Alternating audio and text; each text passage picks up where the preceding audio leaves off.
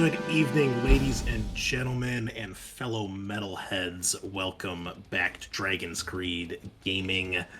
Dragon's Greed Gaming. I can't even say our title right here. Thank you all for joining us. Welcome back. We are diving in to our new actual play tonight, Mörkbor, the Swedish doom metal RPG.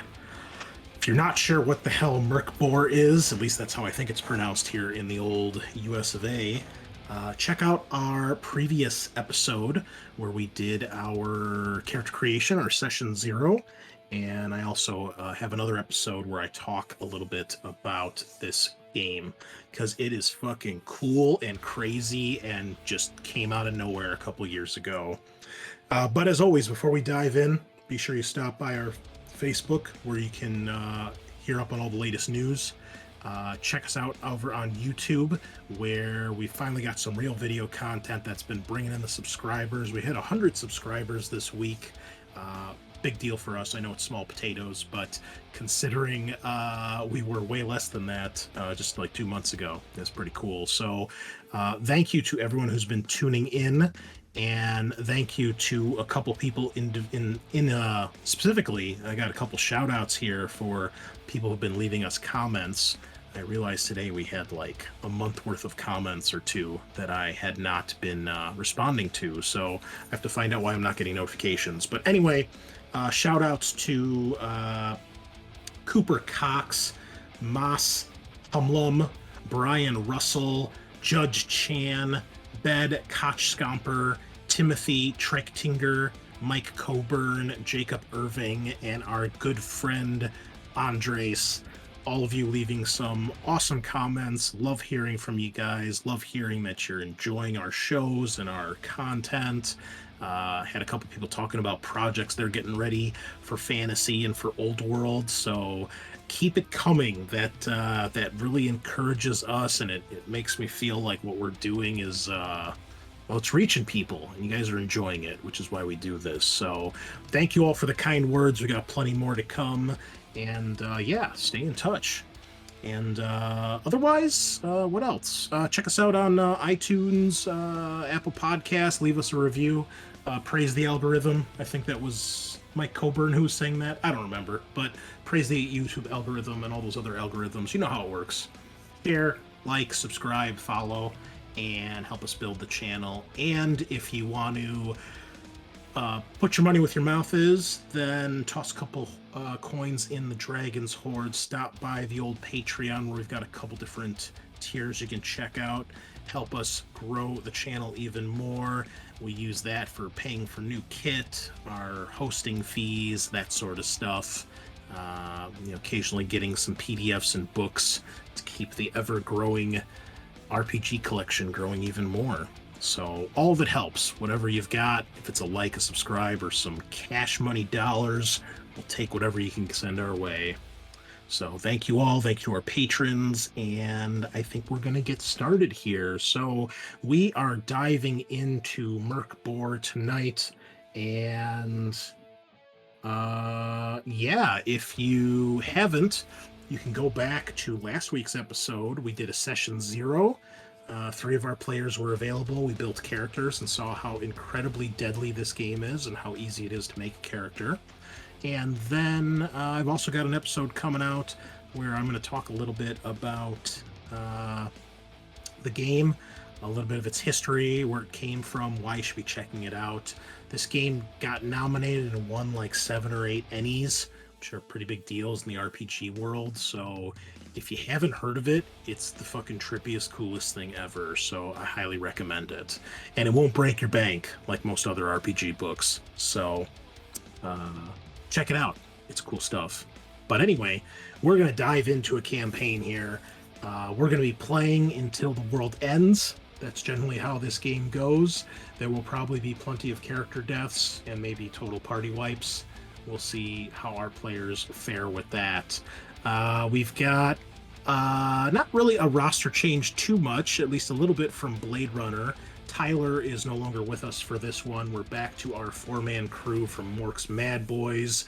Sean, Matt the Frog, Kyle the Redbeard, and Eric all joining me as we delve into what's going to be quite different from, I think, any RPG experience any of us have ever had.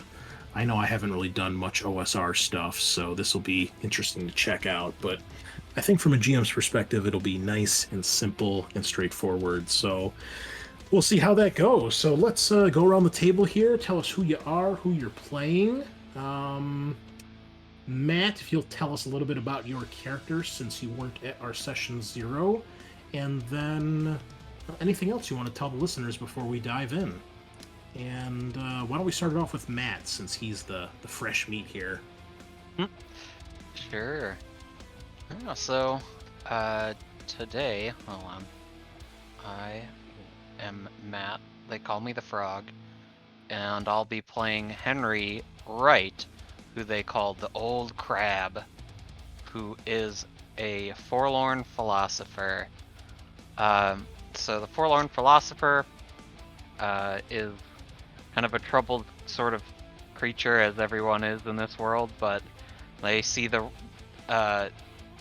road as an unreasoning maze, every temple soaked in blood, each destination drenched in gloom.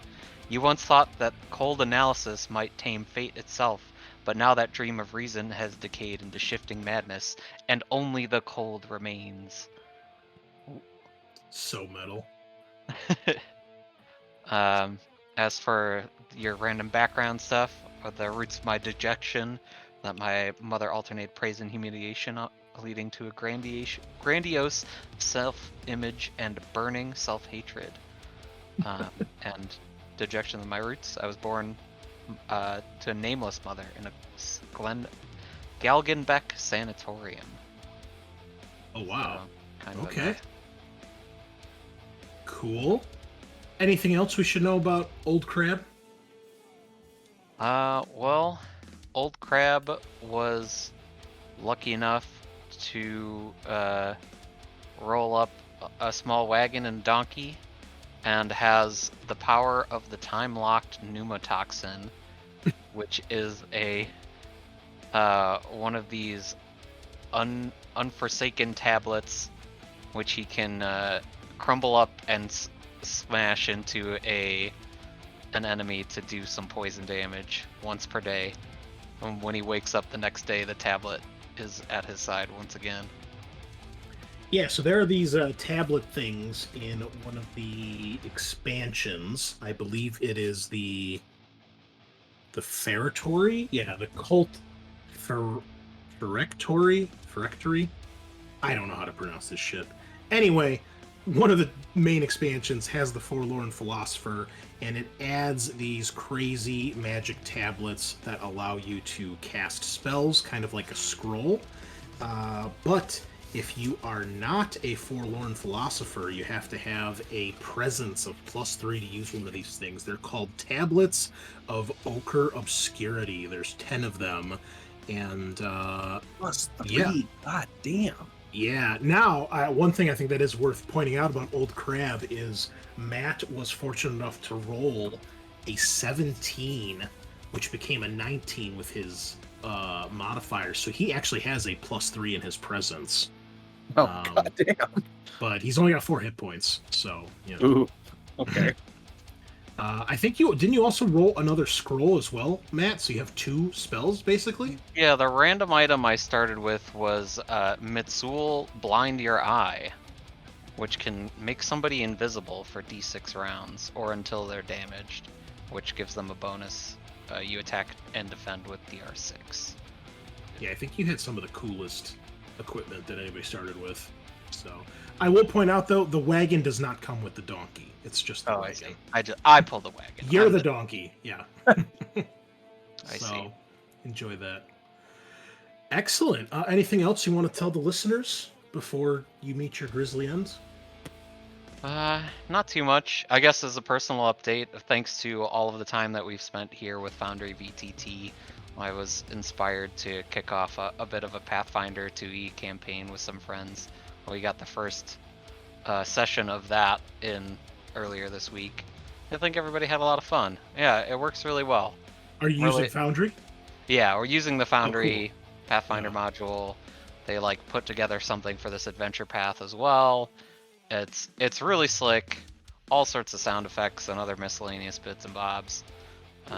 Nice. I think we're having a blast. But yeah, thanks, I guess, for being one of the best spokespersons for Foundry. Hey man, you make a good product, I'll praise it every day. If you're not using Foundry, you should stop using Roll20 because it's hot garbage compared to this. $50, you're on your way. Hey, I suffered through that Roll20 shit for like a year and a half. All right, and then I did too. Foundry came down out of the sky like a golden angel. Said, "Give me Biblical $50." angel or like one of those Christian angels? Which one? It was an angel shaped in the icon of Foundry. The Oh, orange okay. So 20. biblical angel. Yeah. Yeah. Okay. No, use Foundry. It's good shit. Wonderful. Well, we're happy to have you back on this one, Mr. Frog. So, welcome to the Dying World. Next up, let's switch it over to the Lone Star State. Eric, tell us what's going on. Hello, I am Eric. I am going to play Varro the Herb Master. Yeah. I guess, personal-wise, I might not be in the Lone Star State very long. Oh no? Yeah. What's going on? Looks like I got a job offer to move over to Colorado. Oh wow! Congratulations. So, we're still finalizing some details, but yeah, looks like we might be moving in the next month. Oh wow. Okay. Nice. You go hang out with Craig and Sean. We'll just, you know what? We'll just all move to Colorado at this point. At this rate. Exactly. Sounds Yeah. I great. mean, hey, live life. It's the That's great all. exodus. Then we could play in person. It's true. Yeah. And not have to pay shit tons of money in taxes. So wonderful. Well, keep us posted. That's exciting. Yeah, we'll do. All right. And then Mr. Johnny American himself, Sean. Hi, I'm Sean. I'm playing Dekrem, the cursed skinwalker, who died clutching the body of a lover. He is a worried and rude, starved and pale kleptomaniac. Those are all his like terrible traits he rolled. So as a guard, I don't know how this is gonna go when I try to steal something. Yep. That's fine. So yeah, as a cursed skinwalker, he can turn into a life and death lizard, which has regeneration, light armor, and some not shitty attacks. I have a sword, a toolbox, and magnesium strips. And I think I also rolled a cart. Oh, you got the wagon too? Excellent. Great. So we have 2 wagons and no donkeys to pull them. Can I sell my wagon? I bet I Try. can. Yeah. Oh yeah. I'll share the artwork here just in case anybody didn't see the sick ass art you guys have been getting for this game. So it's good stuff. That's Sean's character right here. Yeah. It looks kind of like a werewolf druid to me. That's like a Native American crossed with a werewolf crossed with a druid. Yeah, man. And Eric, where did you get this artwork? Is it what is it? So I found, I kind of just was searching for just a different Herb Master type artwork that looked more keyboardy, and I came across this one. It looked like somebody had built like miniatures for each of the classes because I found quite a few. Yeah. Well, I think they just had like a board game or something come out. Oh, did they? I believe on Kickstarter or something like that. So Yeah, it looks like like whoever Hero Forge. did it had a bunch of them. cool. Very nice. So, and then I did find some really cool at like STLs if people wanted to like print the different ones. So And most importantly, let's not forget the main star of the show, your dog, Lucky. God, Of I hate course. that so Oh. much. The small but vicious dog. we're gonna need some luck in this game. That's Yeah. true. Very Yep. fitting. All right, and last but not least, the Redbeard. Hello. Yeah, it's Kyle. Redbeard. I will be playing Grin.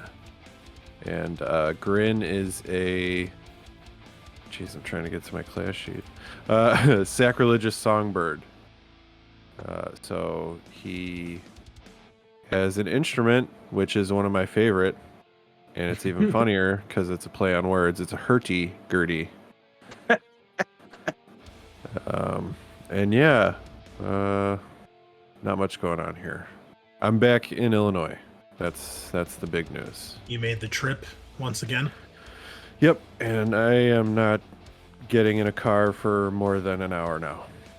Yeah. So, Good man. fuck off. Cool. All right. And I am your host, the Great Unclean One, as always, and been up to all sorts of stuff this week, making some progress on those Chaos Nights for Tale of Four Gamers. Kind of have finished up my Total War campaign playing as Chaos Dwarves. I haven't finished the Endgame Crisis, but I've crushed 4 of the 6 factions, and it's just a matter of time. And it's gotten to the point now where it's just like I'm auto-resolving everything because my armies and empire are so powerful, so it's getting kind of boring. So I'm thinking of maybe starting something new. I did get the short and long campaign victories, but I'm not going to sit there and have to travel halfway across the world to go kill one faction or take over every settlement on the map, because I got better shit to do. But Astrogoth and Chaos Dwarves, fucking awesome. If you don't have the DLC, go get it, because they're so cool. One of the most interesting factions in the game. Probably my favorite at this point so far. What else? I watched the pilot episode of Walking Dead this week. I took a trip down memory lane. I've had a lot of zombie on my mind lately. And, man, I forgot how good the first season was. So good. Maybe it's because I watched the premiere of the last season of Fear the Walking Dead was on Sunday, and I have to say, I was not impressed. I don't know. I think they've kind of run Morgan's character into the ground. No, Fear the Walking Dead, I think, started off really cool. I think the first 2-3 seasons were good. But they killed off so many characters that were part of the main cast. Like the whole point was supposed to be like a blended family dealing with the apocalypse. And spoilers, they kill off some of those characters kind of early on. And then eventually when they brought Morgan over, which I think was the big mistake, they brought Morgan over from regular Walking Dead, and he then kind of became the main character, even though he wasn't. And it felt really forced, it felt awkward, and then they've just had a lot of stupid decisions of characters doing really boring, uninteresting shit. And I think as the seasons have gone on, it hasn't been that great. And then they brought in this cowboy character who was fucking incredible, and then his actor wanted to leave the show, so the character left the show as well. And that he was too good for that show. That's how awesome his character was. So getting rid of John Dory was a mistake. I'm just gonna have to say that. But yeah, so I definitely think it's time to put the thing down. It's just it's too much of the we've got to do the right thing and we've got to save the children. It's so not interesting. It just doesn't feel like Walking Dead that much. The last season was kind of cool with the nuclear Holocaust apocalypse, the nuclear fallout they had to deal with. That was interesting. That was different. But this whole Morgan's gonna be the hero and do everything right, and it's just, I don't know. It feels kind of campy. So we'll see how they finish it. Maybe they can give it a cool ending, but they've put Morgan's character in so many different directions that I don't know. It started off cool in regular Walking Dead, and then when he came over, he's had 3 personality shifts, and I'm really kind of confused at what the hell's actually going on, and who is this character supposed to be at this point? So we'll see. And also, speaking of zombies, have you guys heard of a game called Project Zomboid? I've heard of it. Yeah, it's early access on Steam, but I guess it's been in early access for 7 years. But they just keep sending out more updates, and it's one of those survival games where it's just like it puts you in the world and you just have to survive for as long as possible. So you're just like a dude in like an isometric view, kind of like Diablo, just a regular person like in some shitty town, and it's just like, all right, good luck, see how long you can survive. And it's very basic graphics, very simple, but it's a hell of a lot of fun. Yeah, I had the chance to play that. It turns out how long can you survive is like about 4 minutes. Yeah, It's I've made it like 3 days is my longest so far. That's intense. This is sort of like, oh, I can loot all the stuff in this house and then wander out, fight one zombie, and then get a bleeding condition and like Good old wander bleeding around until you conditions. die. Yeah, it's one of those games where you have to figure out like, okay, I have a bleeding condition, like how do I fix that? Like not only like, okay, obviously I need bandages or something, but like how do I get that to work in the game, right? And yeah, actually I got to the point where I was actually like building stuff. But then a horde of zombies came in and my unbuilt walls didn't protect me. So yeah, lots of zombie stuff on the mind right now. Oh, and the Walking Dead RPG's beta PDF got dropped this week by Free League. So I haven't had a chance to really look through it yet, but I'm pretty stoked about that. So it's just been all zombies, man. And I love it. And I will never not love it. So, anywho, why don't we delve into this insanity and see what the hell we've got here. So, our players have decided that they wanted to be guards of a village. We did one of our little surveys last week, figured out some of the things, some of the interesting facts and landmarks of the village. And yeah, here we are. Oh wait, hold on. That's what I meant to do. Okay, so the village you guys live in is called Cravenford. It is a village consisting of around 500 miserable souls eking out a pained existence atop a windswept plateau in the eastern peninsula. The closest major city is the city of Grift, which is on the coast above these massive cliffs that look over the endless sea, where the king's suicide cult is slowly gaining popularity to take themselves out before the world ends. Cravenford sits atop a plateau, and on three sides of this plateau are these sheer 50-foot cliffs, which leaves a single winding trail that leads into and out of the village. This path, overnight, sees a dark, creeping forest that grows over it and blocks the path, keeping people trapped in the village, but also keeping outsiders from getting into the village. Come daylight, these trees twist and turn and allow passage once more to and from the village. Now, alongside Cravenford, there can be found these strange, bottomless, crystal clear pools of water. Within, these strange lily pads and fruit-bearing plants emerge.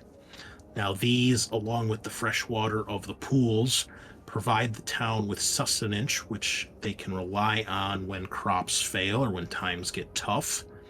No one knows how deep these pools run or why they're here, but they have helped the town, the village, flourish.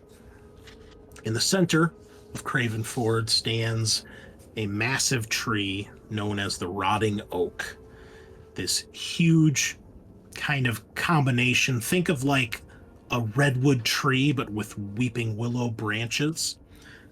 It's said that it was hollowed out by a meteorite or falling star, and believed to have been a shard of heaven sent by God. A church was constructed inside the hollowed tree on top of the site where the meteorite supposedly came to rest. And this has now become known as the Church of the Becklure, a strange entity that your village worships. The roots of the tree known as blackroot because they are these massive black roots, are used as both a recreational drug throughout the village and also a component of religious rituals. Now, Cravenford has become a rather superstitious village run by a person known as the Deacon, the head of the Church of the Becklure. And the Becklure is described as an apparition of the drowned. It's believed that the Becklure's power is what keeps the water clean and the fruit plants growing.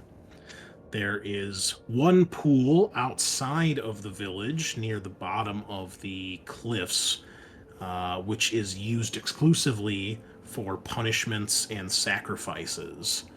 This has been dubbed the Crystal Depths, and those found guilty of crimes of heresy, or just crimes in general, or heresy in general, have their limbs weighed down with rocks and are cast into the pool, sinking until they are out of view. The deacon's sermons would indicate that this pleases the Becklure and keeps them content. Throughout the rest of Cravenford, there are a couple other notes of interest. There's a large area on the eastern side of the plateau where there are fields, both for crops and for livestock. When these fail, though, you have the pools to rely on, but for the most part, this helps you guys eke out a little bit of sustenance here and there. They're by no means reliable, but there's one farmer in particular whose name is Ditchfield, whose crops never seem to grow as intended. He's considered very unlucky in that regards, a very somber farmer who probably should do something other than be a farmer. On the other part of the eastern side of the plateau, there is a small cemetery where you guys bury your dead. It has a very simple, crumbling metal fence, and there's a little gate at the front that leads into where there's, at this point, probably dozens and dozens of very simple graves with very simple headstones. Most of the gravestones are worn down by the endless howling winds that sweep over the village throughout the year. Being up on this plateau, it is usually quite cold up here, and the wind can get quite loud and quite extreme at some points. Another landmark, you could say, is the inn near the entrance of the village. Now, you guys don't get a whole lot of visitors here, so this is mostly where everyone hangs out towards the end of the day or when festivals are going on.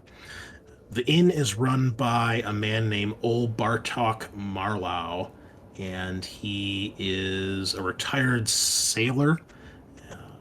And if you're in need of strong drink or a good tale, he is one of the ones that'll take care of you. He's also one of the deacon's strongest supporters, and he fervently believes that the sacrifices given over to the Becklure are paramount to the town's survival. On the south side of the plateau, basically right in the center, overlooking the cliff, is an old big mill run by the Green family. It is still operational, and it provides pretty much most of the grain in the village. And while it is by no means expensive, because just about everybody comes here to get their grain, the Green family lives a rather comfortable life compared to most of the other villagers here. Alongside the mill on the other side of the street is the town square. This area actually has a tiled ground, kind of squared off with a perimeter of low stone walls that are actually somewhat well kept. In the center of this is a massive brazier, which is often lit for things like meetings, village decrees, celebrations, things of that nature. Often here you'll find a man named Svendel, a beggar, often doomsaying and preaching about the end of the world here.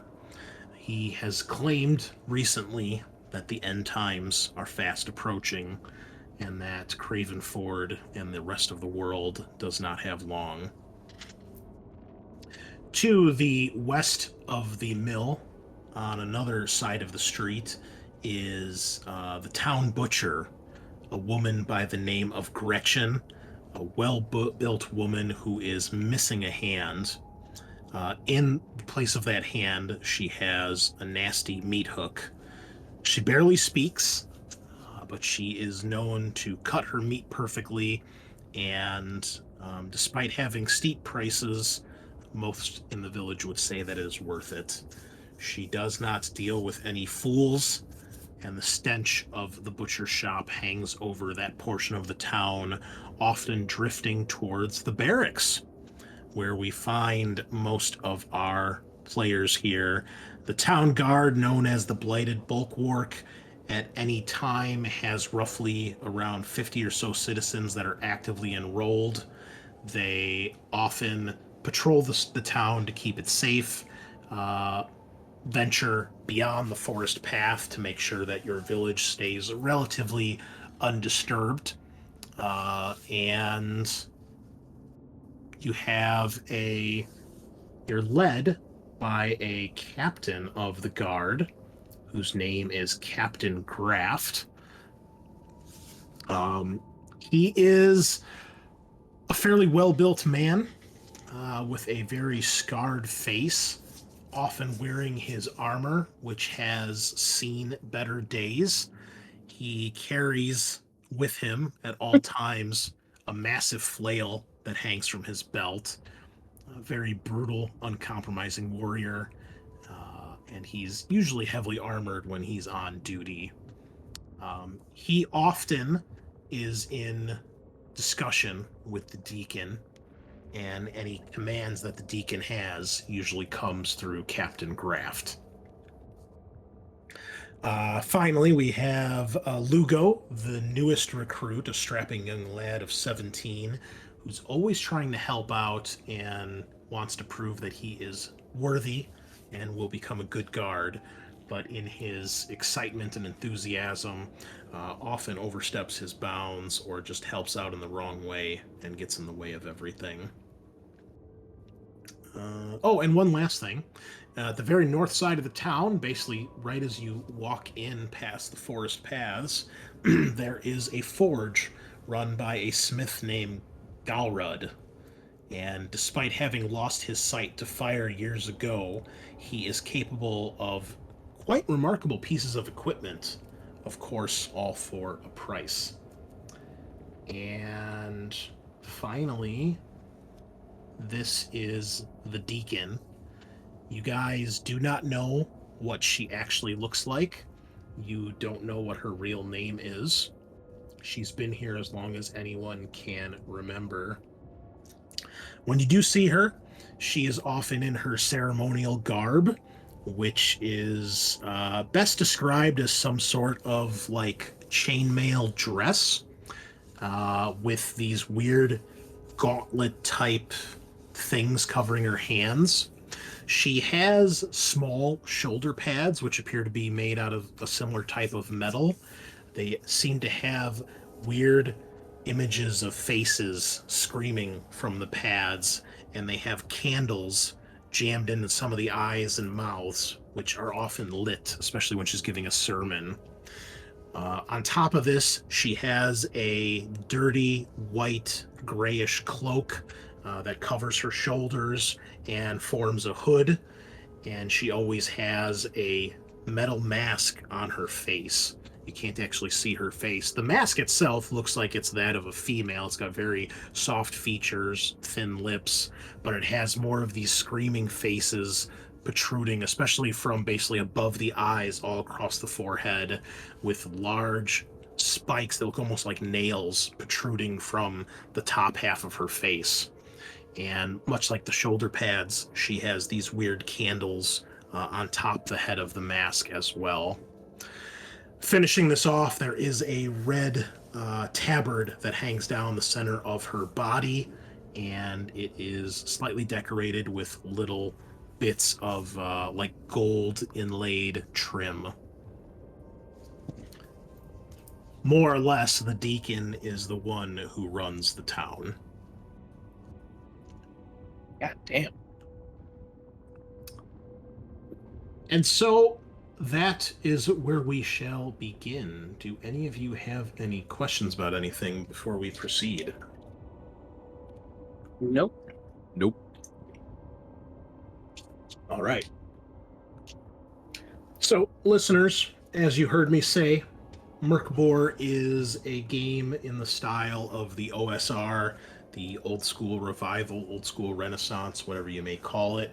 If you're not familiar with it, basically it's this whole idea of kind of harkening back to the earlier days of role playing, where times were simpler and things were more about going out and adventuring. Things were deadly, dangerous. Characters weren't necessarily these massive heroes. They were just people going out, trying to get treasure and not die in the process.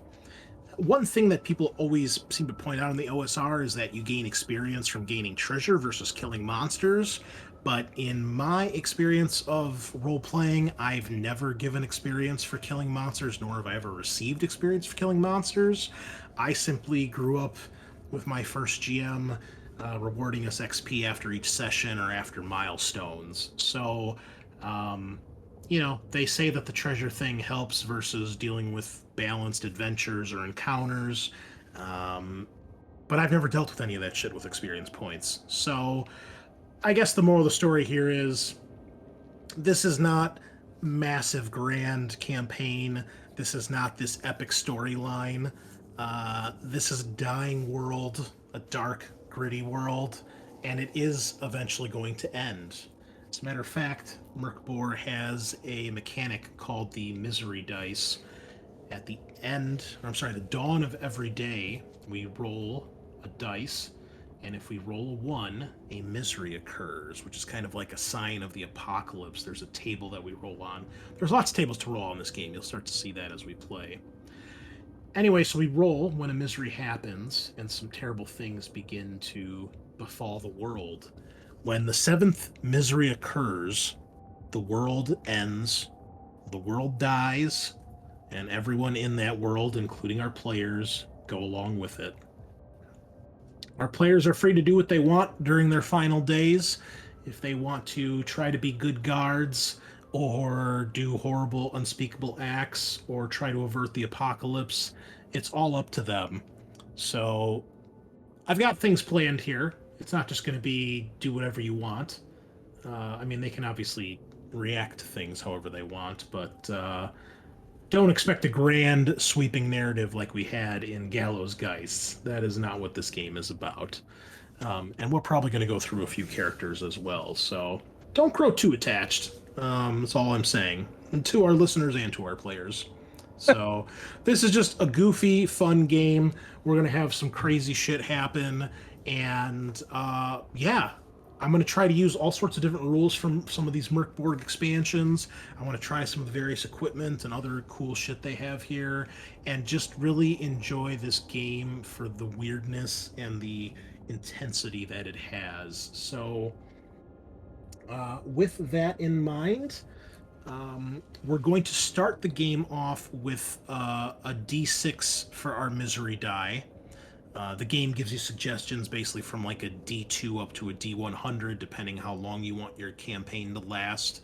We're going to start with a D6, and as more miseries occur, we're going to move that down to a D4. And I'm sorry, I think we're going to start at a D4. Anyway, we're going to move down to smaller size dice, eventually till we're down to a D2.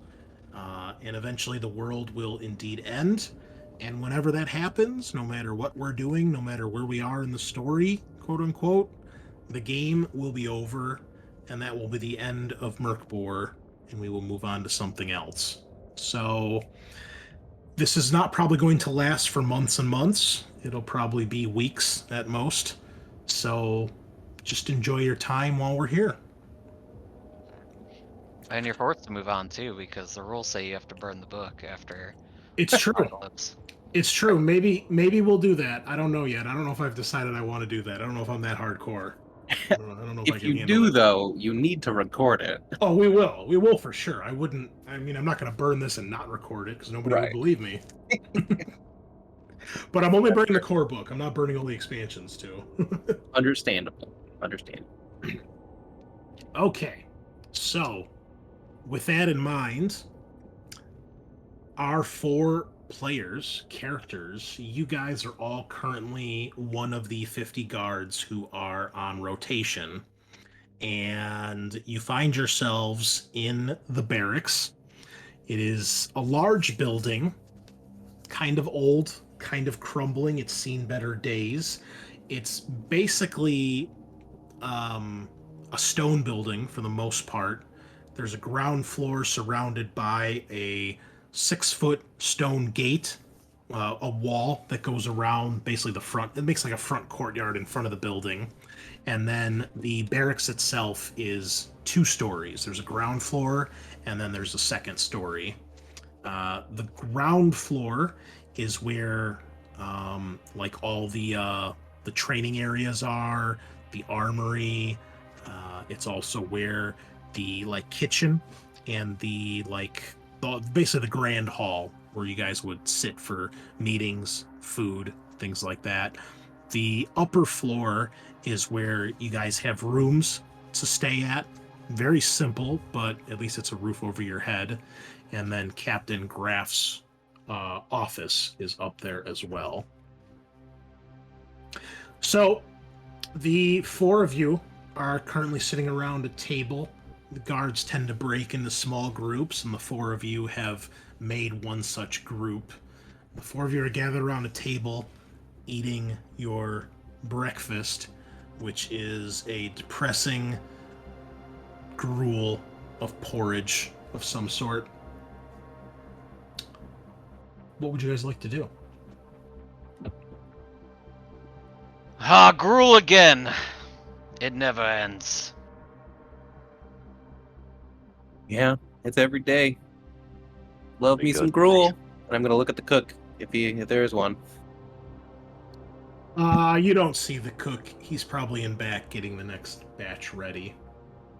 Only why good don't- to feed Lucky. I take a couple bites and then put the bowl on the floor. He happily devours it. Why don't we each describe our characters? What do they actually look like, since our players here can't see our incredible artwork that we have? So we'll just go around the table, whoever wants to start. Okay, so despite the picture I sent, Decrum does not look like a horrific night-walking monster until he turns into one.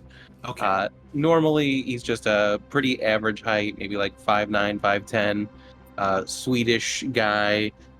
Now, short, cropped, blonde-ish hair, maybe sandy blonde. A scar just kind of around the right side of his face, circling his eye, where maybe someone hit him with something when he was a kid, and it just, it cut open and it left a scar.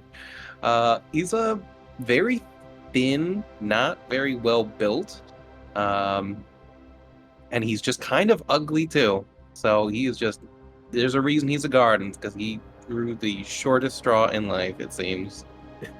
But he does seem to have like a wedding ring on one of his fingers. Oh, okay. All right. And who is sitting next to Decrum? Who's sitting to his right at this little square table you guys find yourselves at? We'll go with Vero. Vero's to his right, as he just looks down and sees that fucking dog just devouring the gruel. All right, so Varro is kind of covered head to toe in like a big black robe with red bracers on his wrists, with like vials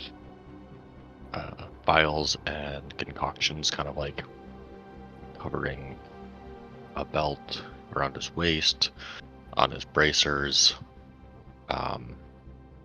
He has a cowl with a hood that he throws up, and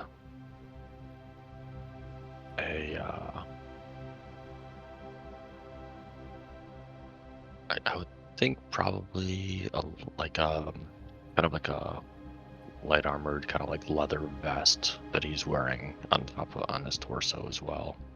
Okay. Does he have the sick helmet like we have in your character art?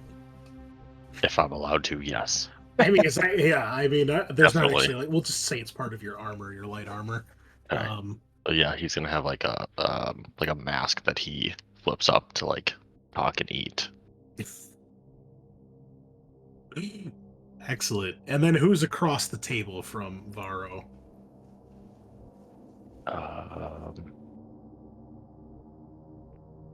Who just went? Is that Declan just went. Yeah. Let's say Henry. Oh, Henry. So yeah, Henry Wright is an older fellow, or at least everybody assumes so. He might just be very unhealthy, and people assume he's older because of his large beard and balding head. He's got the terrible traits of loudmouth and endlessly aggravated, so hopefully I can convey that sort of energy throughout the campaign. I'm sure everybody will love it. He sort of just wears a loose coat. It's quite baggy to kind of hide that he's somewhat pudgy. And yeah, he's not going gray or anything. So, kind of a toss-up to how old this fellow is. All right, and then rounding out our group, sitting next to him. Next to me is Grin. Is that right? Yep. Mm-hmm. Yeah. So Grin is a little like his the character art I provided. So he's a rather tall, gangly fellow, and a bit too tall. Now, so we've got some background noise when you talk. You have like a fan or something on? Better. Come again? Is that better? Oh, perfect. Thank you. Okay. Yep. So Grin is a very gangly fellow, thin legs and arms. His outfit is the standard guard, sort of drab, black, gray, light tunic sort of deal. He wears a face covering with the mouth cut out, and it looks kind of like a long sock, like the top of it sort of drapes back down over his back. And he's got his instrument tucked to his side. One side of the face covering is kind of wet because he has an infected wound. His ear got chewed off. So it's just always seeping, so he kind of just keeps that hood on. Also, he is hammered right now. He cannot wake up in the morning without facing this world a little fucked up. So he is kind of sitting there swaying and like stirring the shitty spoon in the gruel and just kind of murmuring to himself. And do we know what chewed off your ear? No, and he doesn't either because he was blacked out. Oh, okay. Amazing. Maybe it was lucky. Yeah. It was I vote definitely lucky. lucky. And I Everybody watched looks him at do it. Everybody looks at the dog. We hear like a splash as he drops the ear into his gruel. Oh yeah, Ugh. that looks like an ear chewing dog to me. Who's a good boy? Well, while the four of you miserable cretins are enjoying your bountiful breakfast, eventually you hear the heavy stomps of Captain Graft coming down the stairs, and well, as with most of the time when he appears, most of the guards give him a wide berth, knowing that he's either coming there to chew you out or to give you more work to do, which of course no one actually wants to do. And he comes stomping right over to your table.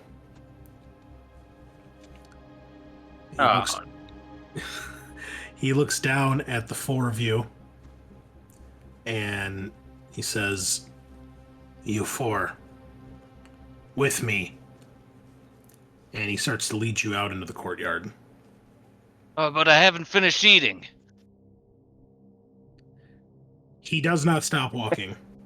Decrum is going to spill his gruel all over the table as he like stumbles and trips on his way to follow him before Yeah, he accidentally gets beat up. Grin reaches out for Henry. Hey, just give me a hand. Yeah, I can get Yeah. up myself. I can do it. I just, just a little help. A little help. Yeah. Here. But don't spill my gruel. I'll give you one hand and hold my food with the other hand. Okay. Grin takes it, gets up, takes a step, and immediately falls forward on his face. And then gets back up. Well, the four of you eventually get out into the courtyard. There's a couple guards out here doing some sparring and training. And would somebody please roll me, I believe it's a d12? You all can instantly tell when you get out here, it is deadly quiet. There is not a single howl of the wind, which is unusual. And when you guys get out here with the captain leading you, all the other guards kind of stop for a moment, and it makes this silence even more deafening. You don't hear a single bird chirp, you don't hear any wind in the trees, you don't hear any weapons in the courtyard. You hear no voices, no speaking. It sounds like the entire town is absolutely silent. It gives a very, very eerie feel. Eventually, the guards out here go back to their training and sparring, and when Graf gets you guys over to an area where there's no one else, he turns and crosses his arms. He says, "Deacon has a task he wants you to complete." Or she wants you to complete, I guess he would say. Something was stolen from the church. She wants it back. And you four are going to get it. Understood? It wasn't me, boss, I swear. I know it wasn't you. We wouldn't be having this conversation if it was. Okay, good point. You'd be Captain? you'd be in the crystal depths if you were. Definitely why I don't steal from you guys. There's a blade that was taken. A sacred blade that she needs back. It's called the Chaos Blade. It's a two-hander. Massive. Some creatures snuck in.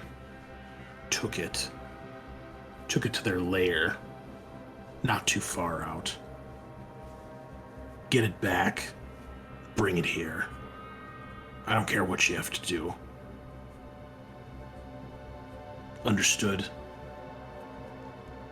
When you say creatures, is that a euphemism for thieves or bandits? He just stares at you. Doesn't say a word. Right, boss? Think we got it. Good. And with that, he starts to stomp off back into the barracks. Always a pleasure.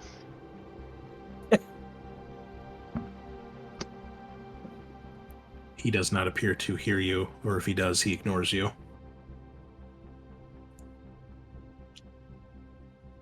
Oh, this Now- isn't good. As I said, the deacon is more or less the one who runs the town.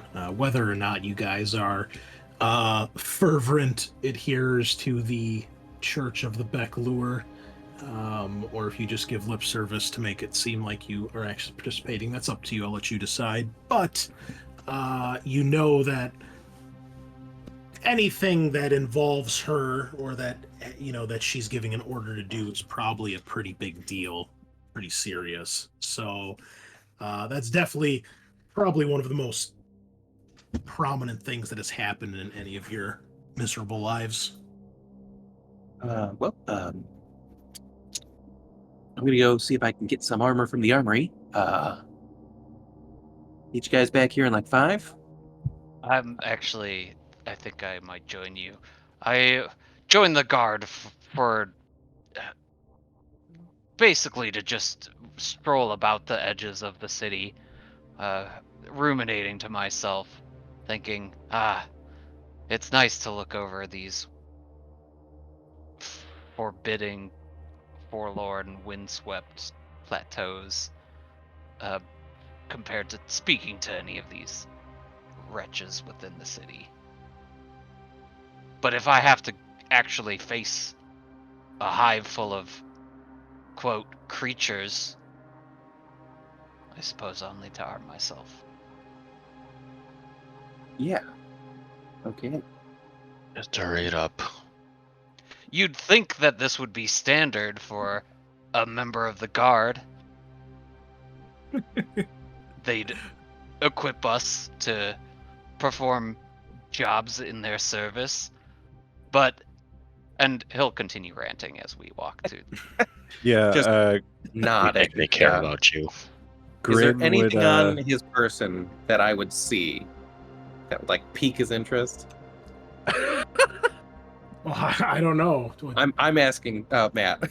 Oh, okay. Is there anything on What- Henry's? Is there anything on Henry's like person, baubles or anything that would be shiny?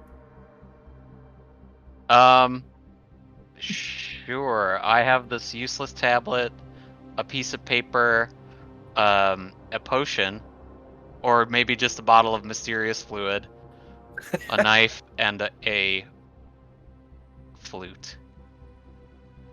Interesting. Well, he'll see the knife and kind of like eye it a little bit, and we're like, all right, maybe a little bit later. Okay.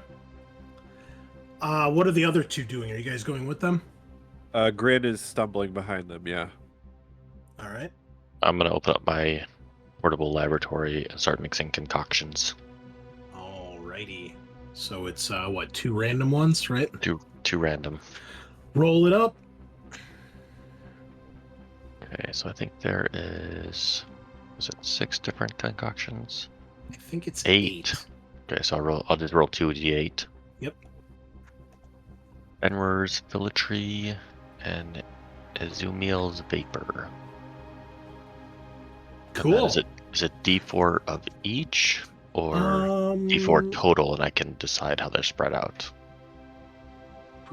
Create 2 randomly determined decoctions and can brew a total of D4 doses. I think it's D4 between the two of them. So roll a D4 and then you can decide how it's split. I'd say. 3. Well, Okay. yeah, I don't know, because if you rolled a 1, that wouldn't be 2. I guess just do a D4 for each. That's fine. I don't care. Okay. So You guys are gonna 3 need all the for help you can get. 3 for 2 Yeah. and 2 for 6. You probably won't live long enough to drink them all anyway, so. Cool. Well, we'll see what those do later. All right, so the 3 of you make your way to Galrud's Forge. And put his name here in chat just so you can see how his... Oh, no, it's Galrud. There you go. Oh, that's cool. It outlines our chat and our color. Oh, I did Yeah. that. That's pretty good for fan-made. So you can see the forge itself. It is basically a big, like, chimney, almost like a fireplace, that, stands maybe 12 feet high or so. In front of that, he basically has like a shelter built, like a roof with basically like 4 pillars, and then there's a small wall that goes around. It's maybe about thigh height.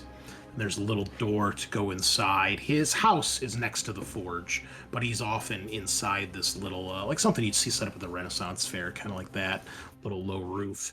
And he's got a variety of equipment here, and he's hammering away at the anvil.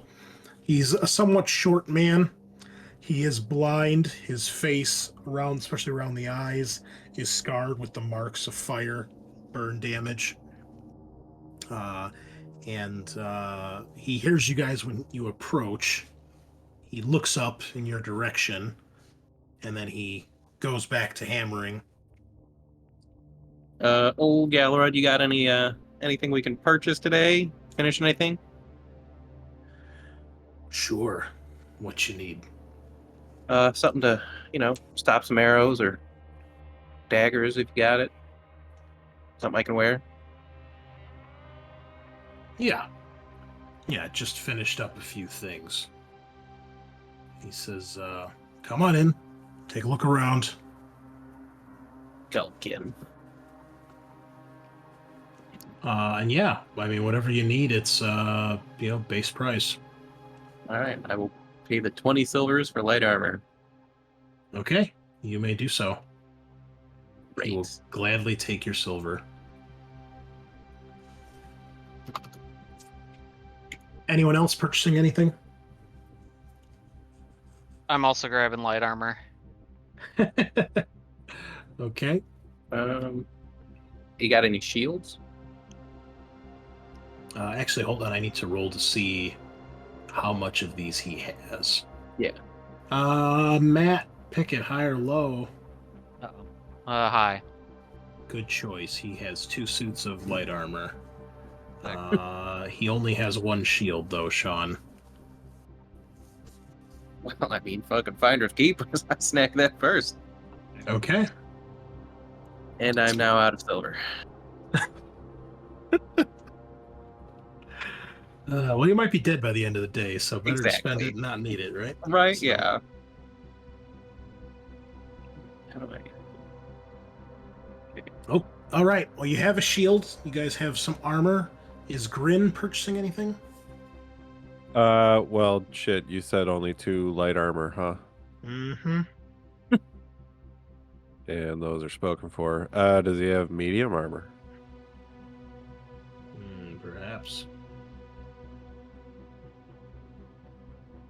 High or low? Oh, fuck. Low. No.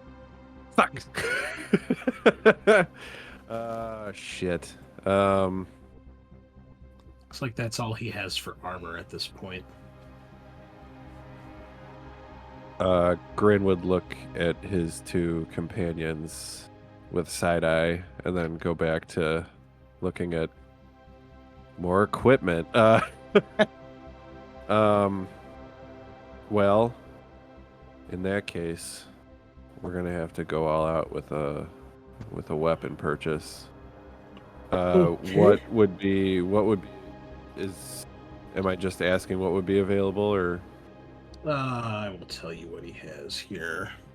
Okay. As soon as I find my table. All right, let's see if this works. Oh, I did 1. I'm gonna do that. Is this not working? Private rolls. Okay. I was hoping it would roll 5 dice at once, but it's not. Okay, let me Okay. try something else here. All right, he has 1 short sword. He has a bow. Okay. He has a warhammer, Ooh. a regular sword, and a flail. Ooh. Did I count that right?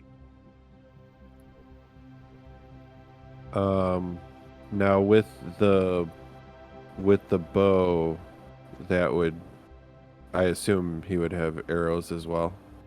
Yeah, he's got one quiver of arrows to go with that. Hold on, let me double check. I was looking at the wrong thing. So he's got a short sword. He's got a warhammer, a regular sword, a bow, and a flail. No, that was right. Okay. Oh man, the flail is so fucking metal though. Shit. It's the name of the game, dude. Yeah. Let me check the price first. That's not bad. You know what? We're gonna go with buying that warhammer. Sick. All right. Base cost. It's yours. Super. All right. And I think that'll be me, I guess, because he's only doing armor and weapons, right? Like he wouldn't have anything in the miscellaneous. Probably not. Okay. Alrighty. Yep. Well, I assume the four of you then reconvene after you've gotten your spoils of war. What next?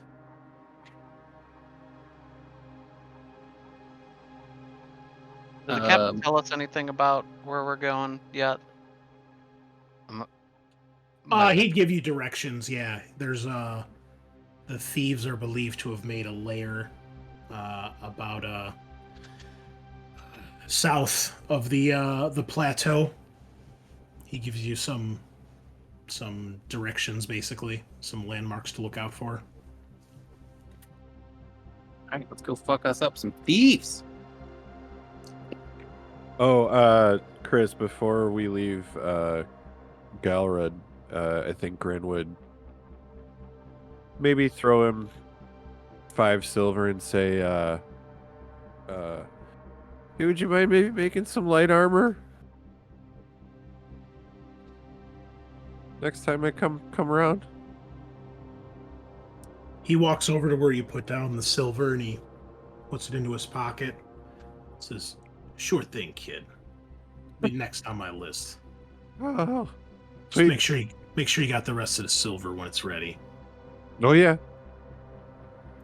And yeah, you'd follow the other two out. Alrighty. Well, since it is daylight, the path leading out of the plateau is currently open. There is still a winding path that goes through the trees here. It's not like a straight shot or anything like that. There's plenty of these weird, kind of ropey, coily trees that sprout out from the ground with their strange, long-hanging branches and leaves. And you continue to make your way down the side of the plateau around, following the path, and this eerie quietness that's kind of settled over the area continues to linger. I am going to need someone to roll me a... Let's see. Someone roll me a d8, please. 5.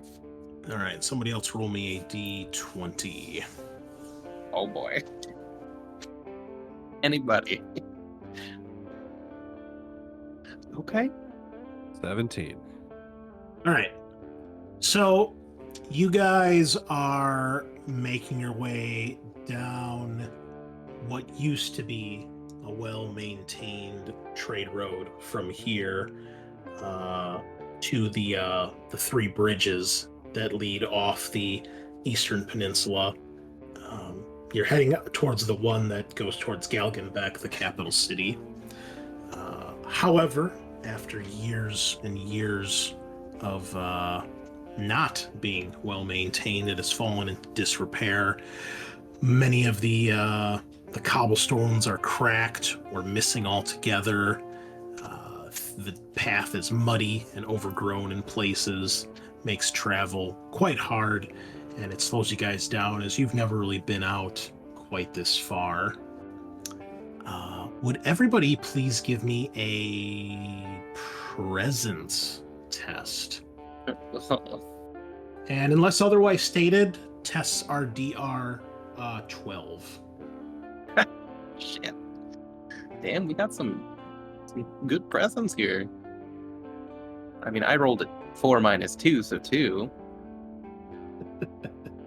Okay. What everybody else get? Tell me what you guys get, because I remember I'm not always on the log. Underneath Oh. 19. 14. Okay. Or just tell me if you passed or failed. You can do that Pass. too. All right. For those of you that pass, you hear what sounds like something emerging from the trees off to your left.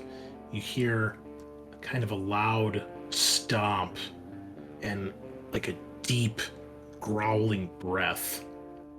For those of you that fail, you do not hear this as, a massive, horrible creature comes bursting through the tree line. Oh, no. For those of you that passed, you can roll for initiative to see if this thing gets the drop on you or not. The other people, they automatically are going to go after the creature regardless. They've been caught as it is ambushing you. What you see, well, let's roll first here. So somebody roll me a d6. On a 1, 2, or 3, the creature goes first. On a 4, 5, 6, whoever was not flat-footed. It doesn't matter. It's a 1. All right. Well, charging out of the trees is a massive hulking creature that looks to be about twice the size of a bear. It is down on all fours like a bear, but its front paws look more like human fingered claws, but it's walking on its knuckles kind of like an ape. And it's this massively built creature. It doesn't really have fur, it's more just got very gnarled skin, and its face kind of looks like a cross between a bear and a dog, where it's got this long extended maw that's covered in thick matted fur, but it's got these 2 big horns that come out the side of its head, kind of like an ox, with little beady eyes underneath each of those horns. That is the creature that you all see come barreling out. And as you can see by the token, it is pretty fucking big. There's a big boy. Yep, we'll put you guys there on the board. Oh Lord. Yep. It is a troll that has stumbled out to eat you. And let's get some of that sweet metal music going for our combat. Yes. Oh yeah. Okay. Who failed the initial ambush roll? Decrum. You're the only one that failed? Yeah. Well, it's oh wait, your tokens are not updated. Why did not? Oh, I see. Hold on. Fix that. And good old Henry. Love that guy. All right, now don't die, because I didn't just want to do all that work for nothing. All right, the troll comes barreling through the trees. It sees Decrum, who's not aware for whatever reason, and it comes barreling in your direction. Let's see. All right, so Sean, make your defensive roll. Okay. It is just regular DR12. Oh, sorry, no, it's DR10. Okay. It's not that fast, and its size seems to make it slower, like you'd expect, as it swings a big meaty paw. And then, in the what's the direction. damage? 2d6. Oh boy!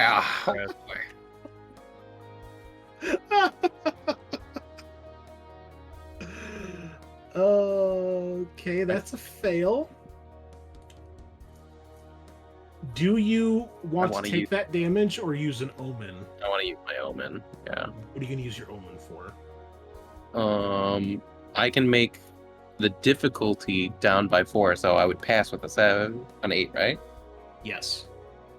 We'll do that. It'll be DR6. Yeah, we'll do that. Okay. All right. So, with a fate of luck, stroke of fate, perhaps, this thing lets out this throaty growl, swipes at you, but you manage to duck under it, almost losing your footing as it slams down.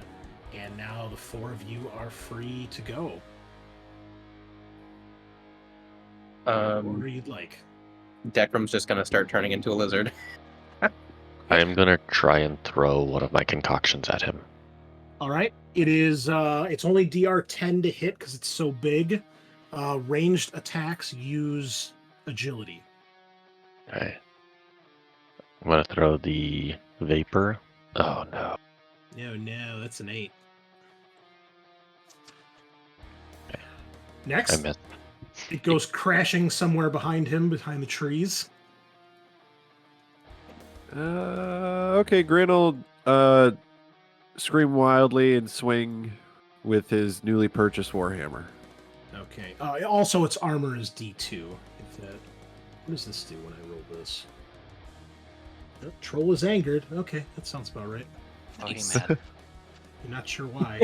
He mad. All right. Let us attack. The armor is 2, you said?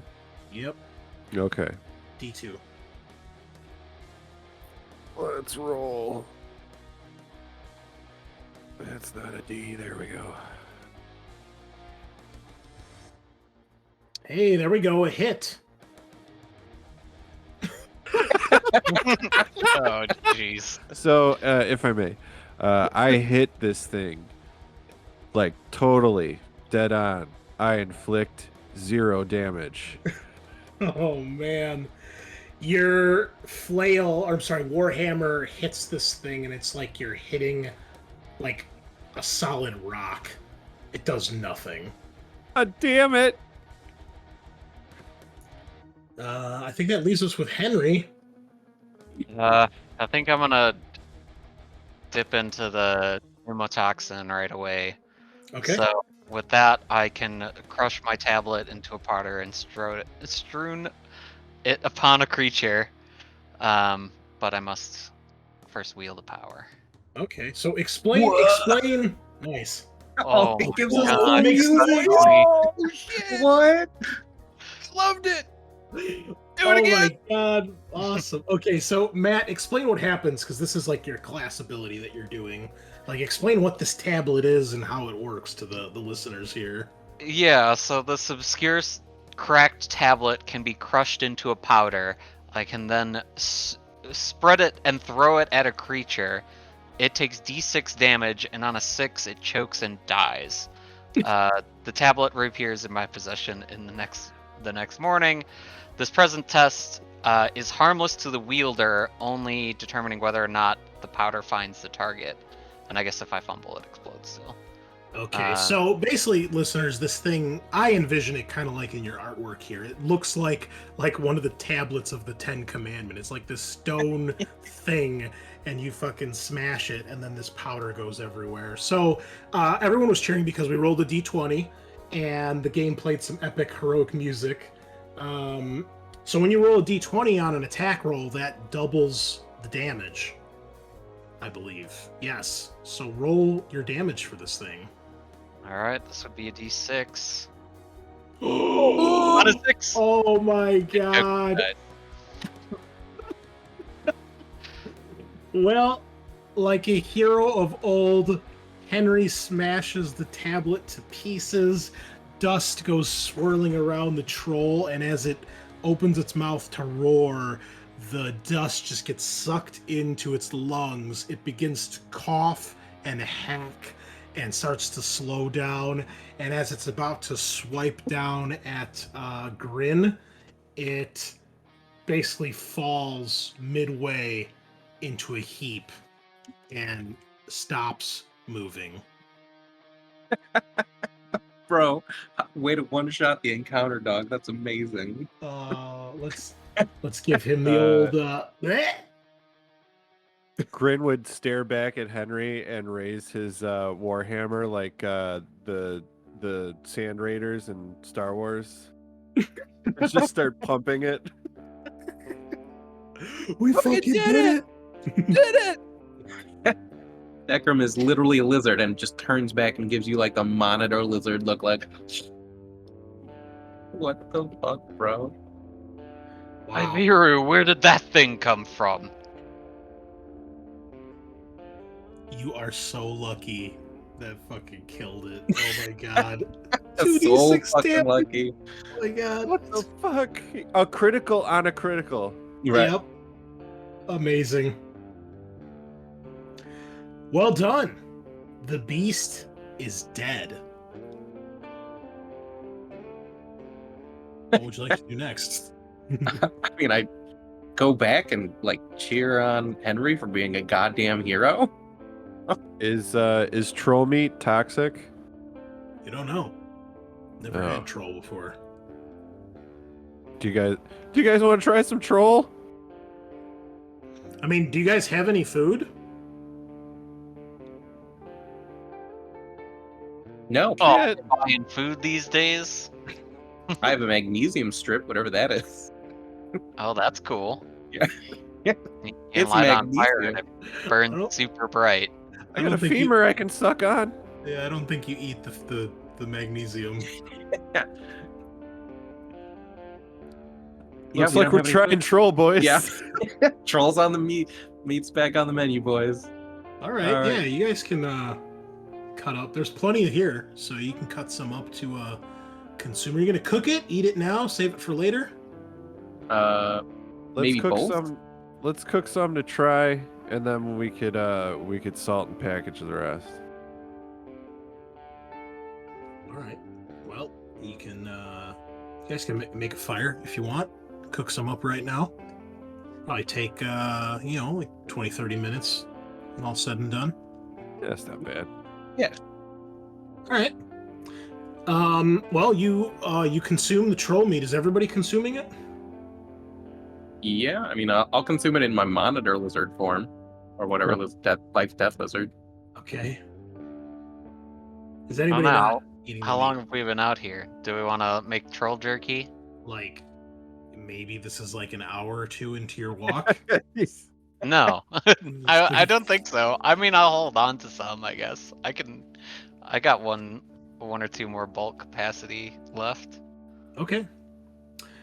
Well, it is. It's very tough meat, and it has a strange acrid taste, but it doesn't like make you vomit or retch or anything. That's good. So, yeah, you get it down. If nothing else, it's not gruel. It's fucking finally not gruel. Nice. Well, yeah, maybe I should. No, it'll be fine. I can save it for another handful of minutes. Okay. Well, you guys continue along the path for a few more hours, and eventually you can see off to the side of the path. You can see that the ground kind of goes down like an incline, and at the bottom of that, you eventually see this entrance to this cave that the captain told you about. You're pretty sure this is the place. Well, have any of you ever done a raid like this before? Nope. You Maybe- sure? You seem Oh. like the violent type. Or you, Grin. Or maybe you just don't remember. I mean, I could have. I might have.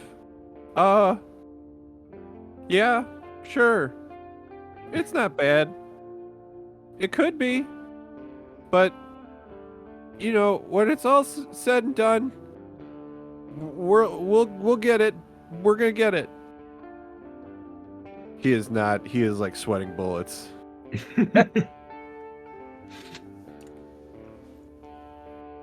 Do you proceed? Yeah, let's just fucking go in, I guess. I'll bring up the rear. All right.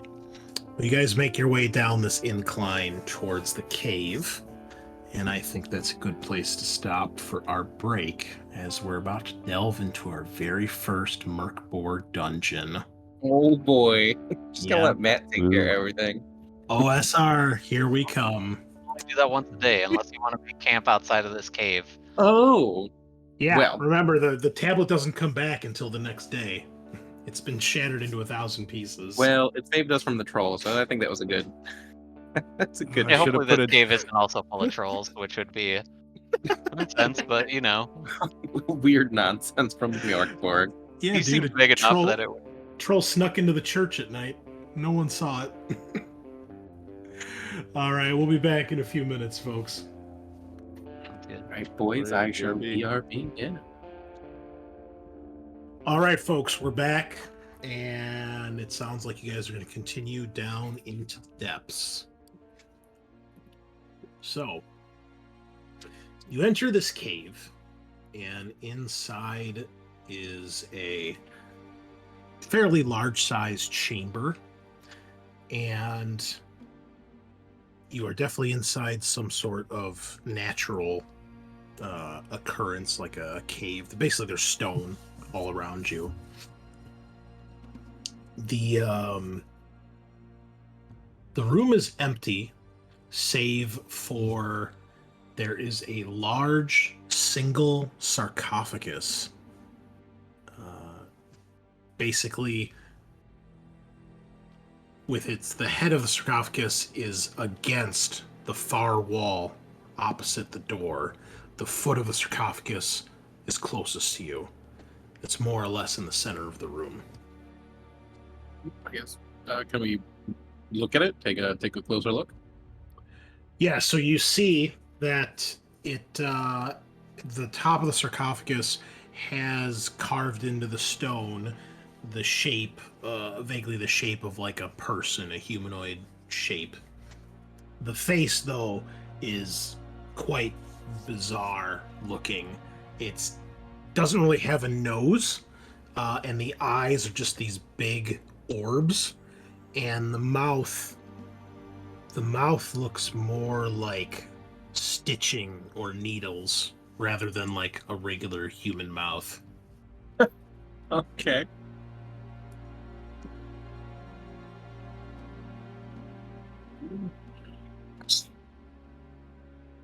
What do you do? Cool. Great idea. Yeah.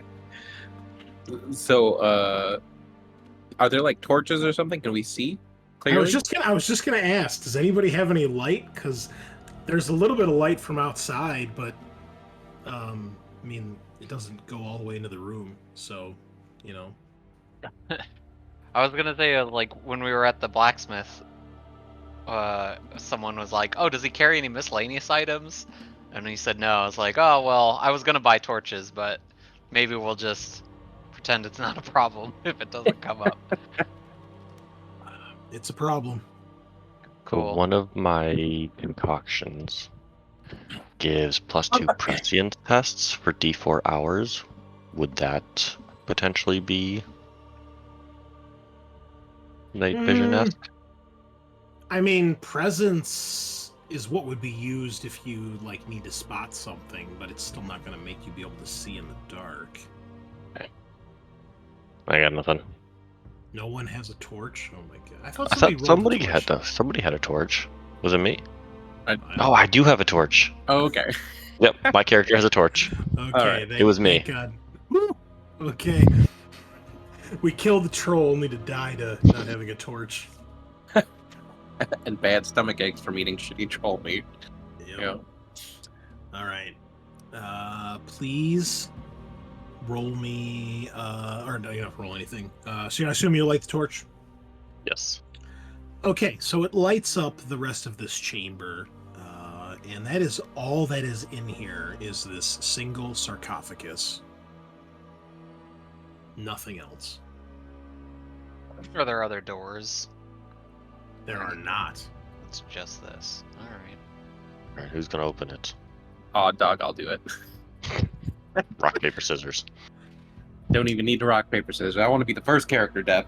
I want to see what happens. All I right. think what the hell? Hold on. There we go. Unless someone else wants to fight me. All you. Okay.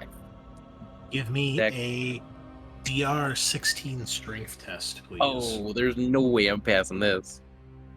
Well, apparently there is. Okay. Wow, you're so strong. Oh, fucking lucky, Oh, bros. nice.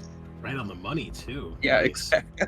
I rolled a 17 minus 1, folks. That's a 16. All right, Decrum, with all your strength, you heave. And at first you're like, there's no way I'm moving this fucking thing. But your muscles bulge, your weird lizard blood flowing through your body somehow gives you strength. And slowly, inch by inch, you're able to start to push the top of the sarcophagus to the side. And as you do, you realize that inside the sarcophagus is not the thing of nightmares. It's not a horrible, decrepit corpse. It is a hidden stairwell that goes further down into the darkness. Guys, there's a stairwell here. We have to keep going. You should have left it closed. Ah, that makes sense. Well, I mean, if we find the blade, we won't get chewed out by the boss, so that's good. I guess let's keep going. Yeah, 'cause that stopped them before. All right, what's the marching order? Because this is like you're crawling inside the sarcophagus, and the staircase does not seem to get much bigger than the sarcophagus dimensions. So you have to go single file. And I guess me and Lucky are going first with the torch. All right, I'll just put you guys. He's small enough where he can like be at your feet. I'll go And- after, since I've got pretty good armor. Alrighty. You're third. Wonderful. Oh, I love these pop-out menus, Foundry. Something else Roll20 can't do. Oh, Pop-Out's great. Oh wait, do you have a separate thing set up as server and connect to the web with it? No, I run it from my computer downstairs because that's directly connected to the internet, to the router. Mm-hmm. And then I just because all my stuff is saved downstairs because that's my like supercomputer. So that's the really good one that everything is actually installed on. So that's where I've got like my multiple hard drives and I keep all my files for the games and everything. And then this is my old computer, so I play up here. But when I'm on this computer, I'm connecting through a web browser just like you guys are. Yeah. So the game is on downstairs. So I just join like this. Yeah, that's why I asked, because earlier this week, as I said, running the Pathfinder thing, I installed Pop-Out, and it yelled at me that when I was like playing from the server, I was like, hey, you can't use Pop-Out as an application. It has to be as you're running from a web browser. Oh yeah, that's true. It's funny. I don't have two monitors downstairs though, so I don't really need it. But anyway, okay. Well, Lucky, you begin to lead the group down the stairs. You eventually come to a small landing, big enough for you and Lucky to stand, and then you see that the stairwell continues to your left, goes down a bit further. And as you're kind of shining the torch, you can see that about 4 or 5 steps down, the staircase appears to stop, and there's just darkness. I'll feel against the wall, see if I can find anything. You Or do does not it? Is it a wall darkness, or is it No, it like looks just like the a drop-off? staircase ends. It's drop off, and you can't quite Drop-off. see from where you're standing. I mean, you're still about 4 or 5 steps up, but you can tell the staircase does end. Okay. I guess when I get to the last stair, I'm gonna check to see if there's like a ladder or way down. Okay, give me a presence test. You cannot see the bottom. You're not sure how far down this goes. You don't see anything like a ladder or a rope or anything like that. Anyone got any coins? You just drop one and see. You can see that where the step ends, like there's a wall there. So you can see the wall that drops down from where the steps end, but you can't see how far down it goes. You can't see the ground. No, I like that plan. Let's toss a coin down. Yeah. All right. Well, someone tosses a silver, and you hear it probably like within a second or two. Now, how dangerous is fall damage in this game? So, this being an OSR game, they don't have rules for that kind of shit. It's up to the GM. All right. And he's pretty generous too, so I think we're Yeah. okay, guys. Yeah. I mean, shit, I'll go. All right. Give me an I hand you agility the torch. Okay. I take the torch and do an agility. Nope, I fail. test. Okay. You jump. Not sure how far you're going to fall.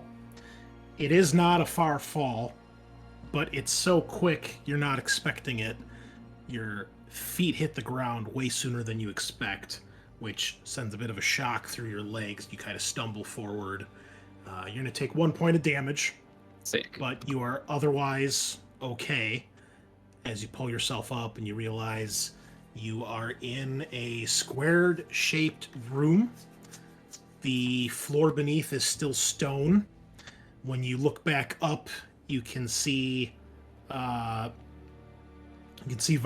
and Lucky looking over the edge at you. It's maybe like 6-7 feet above you. You can almost reach with your hands, especially if you jump. So it's not that far up. The room that you're in, you see that there is an opening to the right, which leads down a hallway. Looks like there's a staircase. And then in front of you, across the room, there's another opening. Looks like there's a door a little bit further down that hallway. Also in here, when you land, you hear some movement. You turn the torch in one direction. You see there is a man down here. He is filthy, decrepit, perhaps starving, and he is naked, with long, straggly gray hair, dirty beard. He looks scared at first when he sees you. He puts his hands up, kind of trying to block the light. Guys, get down here. Who are you? What? No, don't. Please, don't hurt me. Yeah, I'm gonna answer the jump down and question. join him. Who are you? Why are you here? All right, I'll need an agility test from each person that's jumping down. I'm You. not gonna stay up Alright. here 5. forever, so I might as well throw one. If you in. fail, you take a point of damage. We'll assume Lucky just jumps into your arms, or you jump carrying him. So everybody takes a point of damage, because you are all great at this game. We're the best. Nailed it. And he's like, I don't remember. And he looks around. He seems very confused and disoriented. Is there any like blood on him, or is he just like mostly naked? Or He's completely naked, but no, there's no blood. He just looks filthy. okay. And actually, you know what? I don't have an image. Sorry, I just have a token. So I just have a placeholder image that I made for him. Jesus. Oh my gosh. Yeah, I wasn't gonna find art for every single thing, but yeah, there's a dude. That's from the other book, right? Yep, old man. He says, "Who are you? What are you doing here?" Have you seen a sword come through here? Not on its own, I mean someone carrying a sword. I've seen many things come and go. sorts of drowned creatures down here. They may have brought something back, but you don't want to go any further. Well, that seems likely. I suppose that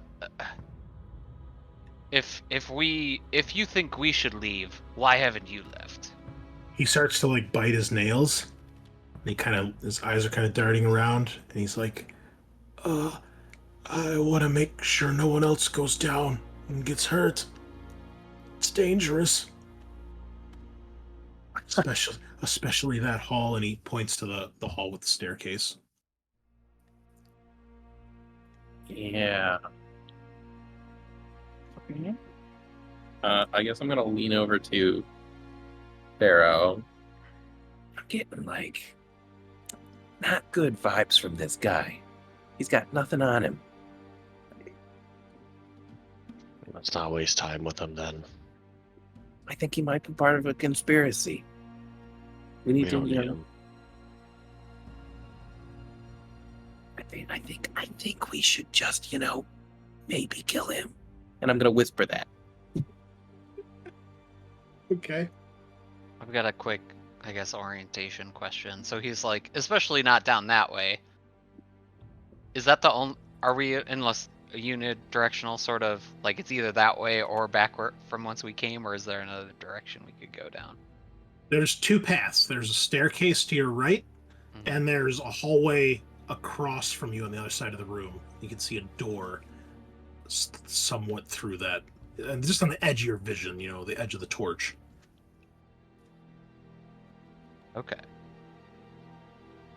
And this guy's like kind of off in the corner. Well, if the stairs are dangerous, maybe we should see what's through this door.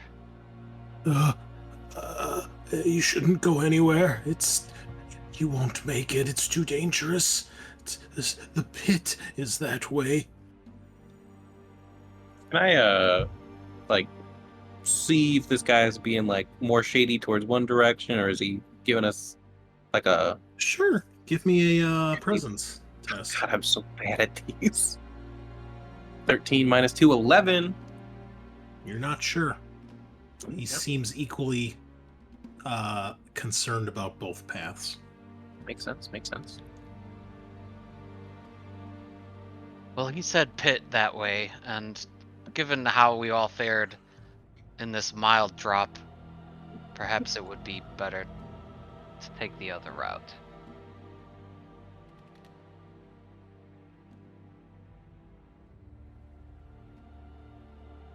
I mean, I Right. guess.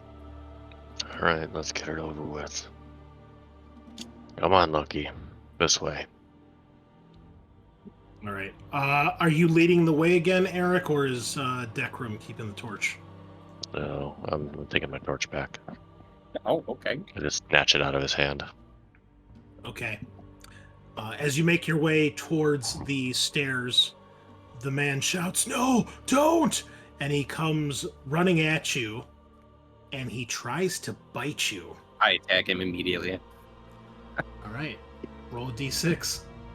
Let's see who's got the initiative here. The old man. Fuck. All right. Please make a defensive roll. This is a D2 damage attack, as he is literally trying to grab you and bite you because he has no other weapons. You want me to roll it? No, he's going for Eric because Eric's in front. Okay. Gotcha. So he gets past you as you draw your weapon, and he's past you, basically leaping onto Varro Gollum style. Roll to defend. Yep.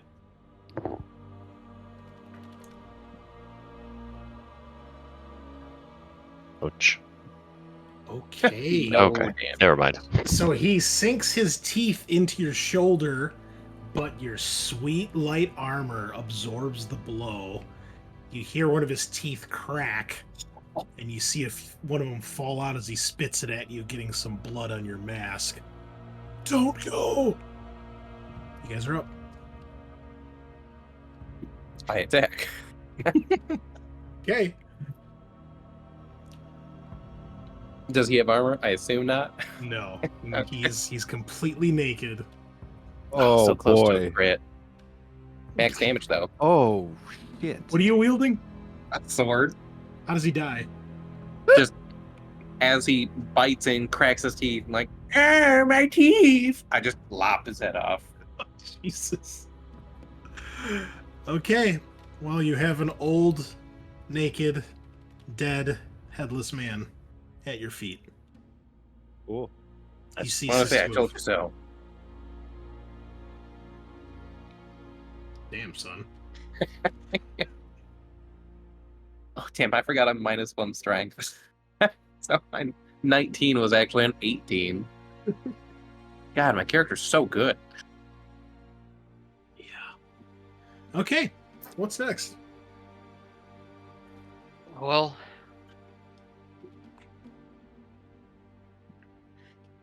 that didn't seem necessary, but He seems very worried about these directions. We better I be think he's just prepared. insane. Maybe, but let's be prepared. Weapons out. I'm not dying here today because of you guys. Well, hold on. I said we should have killed him initially, but okay. It's fair. All right. You proceed down the stairs with Varro leading the way. Blech. And as you do, you all notice that there are these strange vines covering the stairs and the wall and the ceiling. They appear to kind of pulsate and gyrate as you guys move near them. They're kind of almost feels like they're slithering underneath your feet like snakes. You can see that on the walls there are these large, bulbous looking, somewhat decrepit flowers. And for a moment, you just think it's very weird plant life. But Varro, when you shine the torch over it, you can see that the bud of these flowers actually has this strange, angelic looking face inside of it. And as you're moving, they begin to hum and then start to sing this angelic choir. It's a wordless song.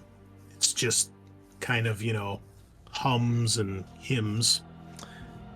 I need everyone to please give me a DR10 presence test. As you see, as they're singing, there are spores coming out of their mouths. Fuck. Not No. like the red spores in the sewers of... Oh, Grin. Damn crit. Oh, So I got higher. a 4. Okay. Everyone except Decrum is fine. Decrum, as this music begins to fill the air and the spores begin to fill your lungs, you can't help but feel the urge to hum along to this song as if you've known it all your life. And by the time you guys get to the end of this staircase, Decrum is singing quite loudly as if he's heard this song all his life. And you will continue to sing for about a minute. Yeah, he hums and sings. As you get to the bottom of the stairs, it stops at another landing, and you can see that past the landing in the same direction, the staircase continues further down.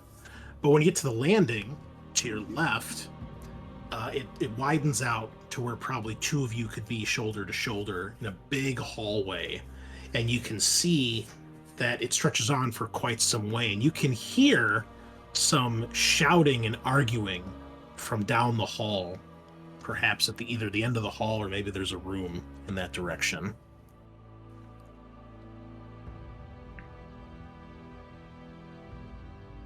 This way. I'm gonna slap Decrum on the back of the head and be like, "Shut up, you putz!" As an herb master, do I recognize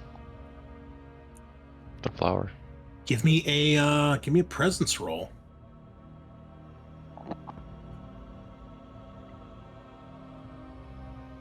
Presence is kind of this game's version of like intelligence and charisma, kind of all in one. What'd you get? 15. Yeah, you've actually heard of these things before. They're called angel bulbs, and the singing and the spores, to your knowledge, are harmless, except that they give you this strange urge to sing along, despite not necessarily knowing the words. Other than that, you've never heard of anything bad coming from them. I'm just gonna yell out, the singing's harmless. Just let him be. He'll be done in a moment.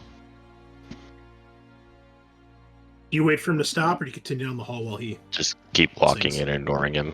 Okay. All Well, right. You follow the hall, and eventually it opens up into another large room. This room is not as nicely carved out as the previous one. The floor seems unfinished. You can see there are kind of some of the vestiges of the angelic vines down here. It looks like these ones are dead, though. They're shriveled up bulbs of the flowers on the wall. Oh wait, no, I'm sorry, I'm reading the wrong thing. Oh, the vines are down here as well, and the spores fill the air here also. You can see that in here there are 3 grubby-looking creatures that are arguing and fighting over a large 2-handed sword. And the back of the room appears to have like collapsed, and you can see that there's an opening where the wall was. You can't see what's beyond, but the path definitely continues past this. And then you see there's a rickety looking wooden door on the left-hand wall of this room. Very shitty, like something you'd see like on a really crappy cabin, like out of Resident Evil 4, like just very basic plank paneled door. What do you do? Hey guys, Oh. do you think that's the sword? How far are the creatures fighting over the sword? They're like in the middle of the room. You see one of them's got his hand on the handle, and is at this point is kind of threateningly swinging it at the other two, but you can tell it's off balance in his hands, and the other two are arguing that they want the sword. I'm gonna try again to throw one of my elixirs at them. Okay. Go for it. This will be DR 14. It's goblins, folks. Oh no! Our This enemies! This is where your life ends. I'm changing into a lizard right now. What is the stat that I use? Agility? Agility to throw stuff. Agility. 13. Oh, Oh, dang. nope, they are You can 14. use an omen to reduce the difficulty by 4. Oh, I'll do that. Can I still do that? Or do I have to do that before I roll? No, you can do it afterwards. That's fine. Okay. I mean, you're probably technically supposed to do it beforehand, but I don't care. Like, what's the big I deal? want to see what one of these things does. Okay, what are you throwing, and what does it do? I am throwing Azumiel's Vapor. So they have to pass a DR14 test, or they get severe or arguably fun hallucinations for the next D4 hours. They're close enough where I would say it would affect all of them. So you said DR 14. Yes. All right. Well, here I'll just do this. I'll roll 3d20s. Ooh, one of them's got a 20. One of them's got an 18. The other one's got an 8. So one of them gets hallucinations. For how long? 2 hours. Hours? Okay. Right.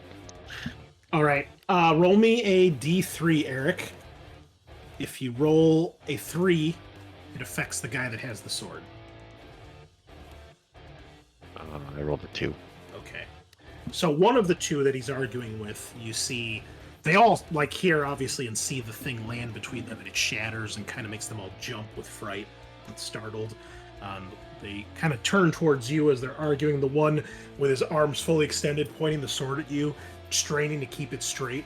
You know, looks like it weighs as much as he does. The other one is like, who's that? And the third one, you see that he starts to kind of wander his eye back towards the opening of the room. And he starts to wander over in that direction. What do you do? Who's we? Alright, all of us? I'm gonna turn to Grin and be like, go get him, buddy. You're invincible now. But before I do that, I'm gonna cast Nitsul's Blind Your Eye for on it. him. Don't fuck up. You fucked up. Ouch. Okay, so in this game, if you fail to cast a power normally, you take, what is it, D4 damage or D2 damage? 2, it looks like you flip a big coin. Alright, and you become dizzy for an hour, cannot use powers during that time. Ooh. That's Okay. a real bummer for me. Alright, your spell does not get cast. Wait, hold What's on. everybody else doing? Let me quickly review what the omen rules are. You can re-roll. That's one of the not things you can do. Exactly what I want to do. Or test by 4. That's not good enough. All right.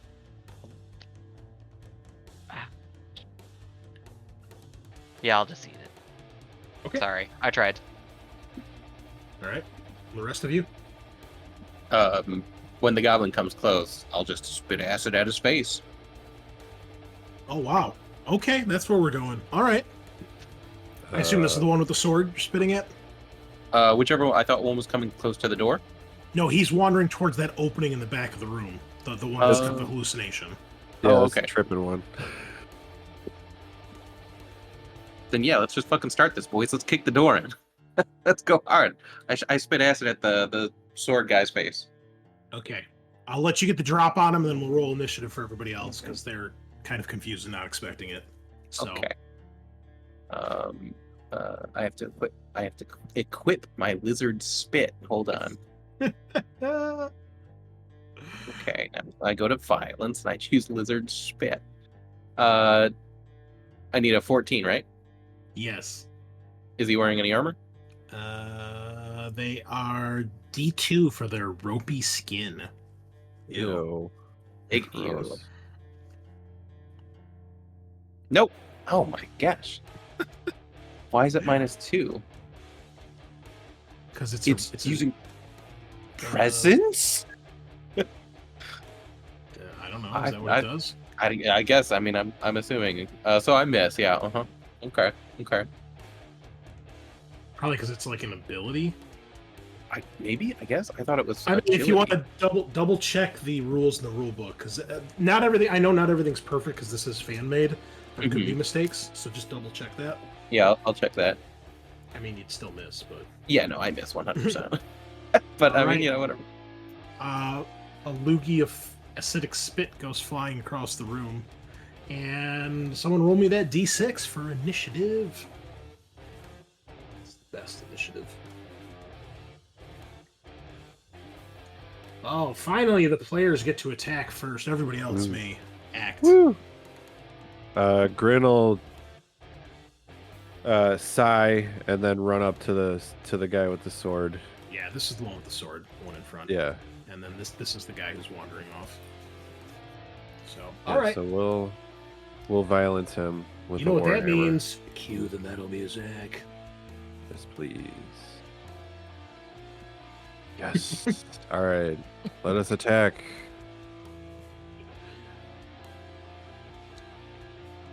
All right, and if you want, put your token so we know who you're engaged with. Yeah. All right, Grin, swing and a miss. Womp. We're just gonna Okay. fucking. Everybody murders the guy with the sword. Yeah, Get him! I think this He's will got a work. gun! Yeah. Try with my Warhammer too. Oh, we got double Warhammers? Sick. The DR14 still? Yes, it is 14. Ouch. Oh, they're so nimble. I'm gonna see if Lucky can bite him. Hell yeah, Lucky.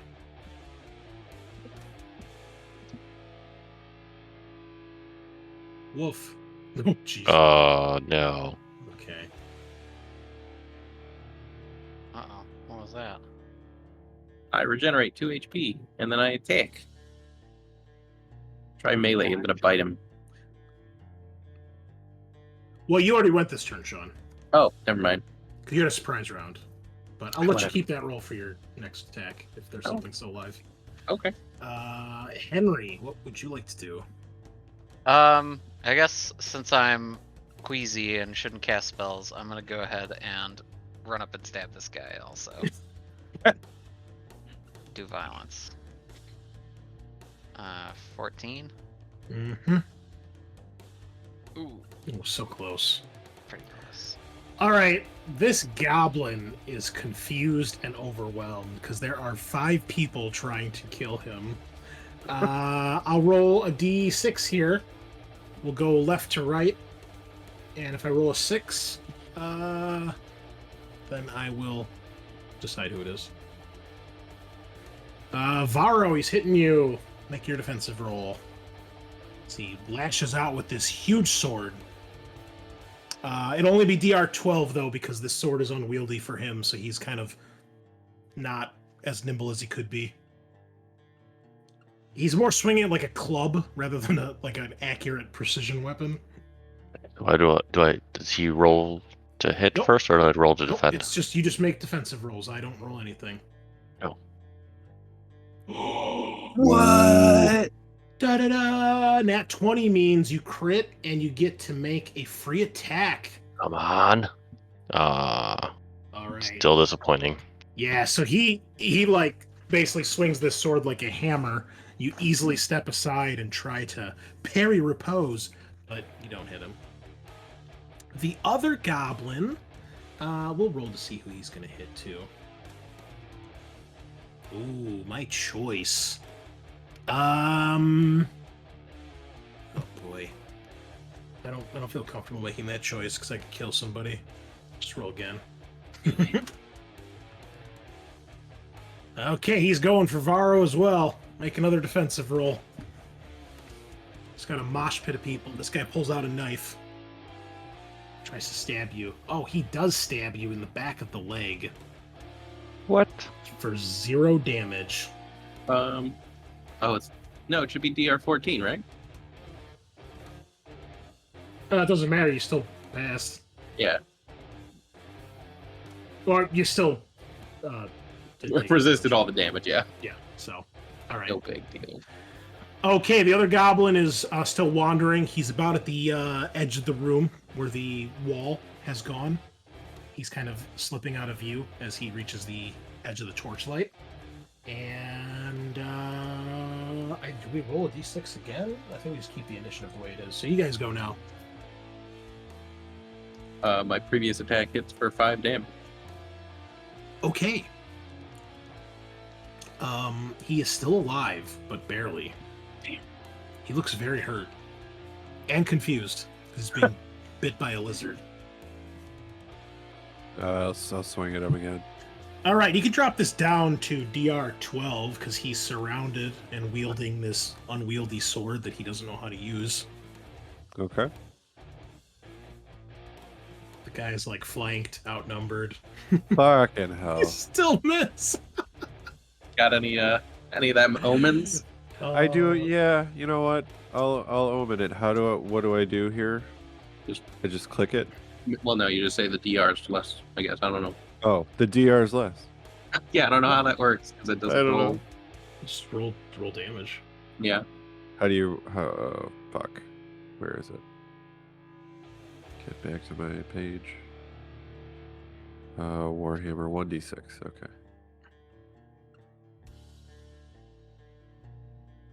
All right. All right. You smash him right in the head. You hear his skull crack, his eyes bulge, and he crashes to the ground, and the sword clatters on the floor. Yeah.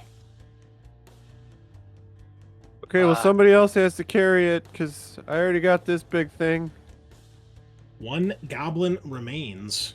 That is Oh, fighting fuck. The sickening sound of death. And I'm gonna pull out the Flute of Tosk. you.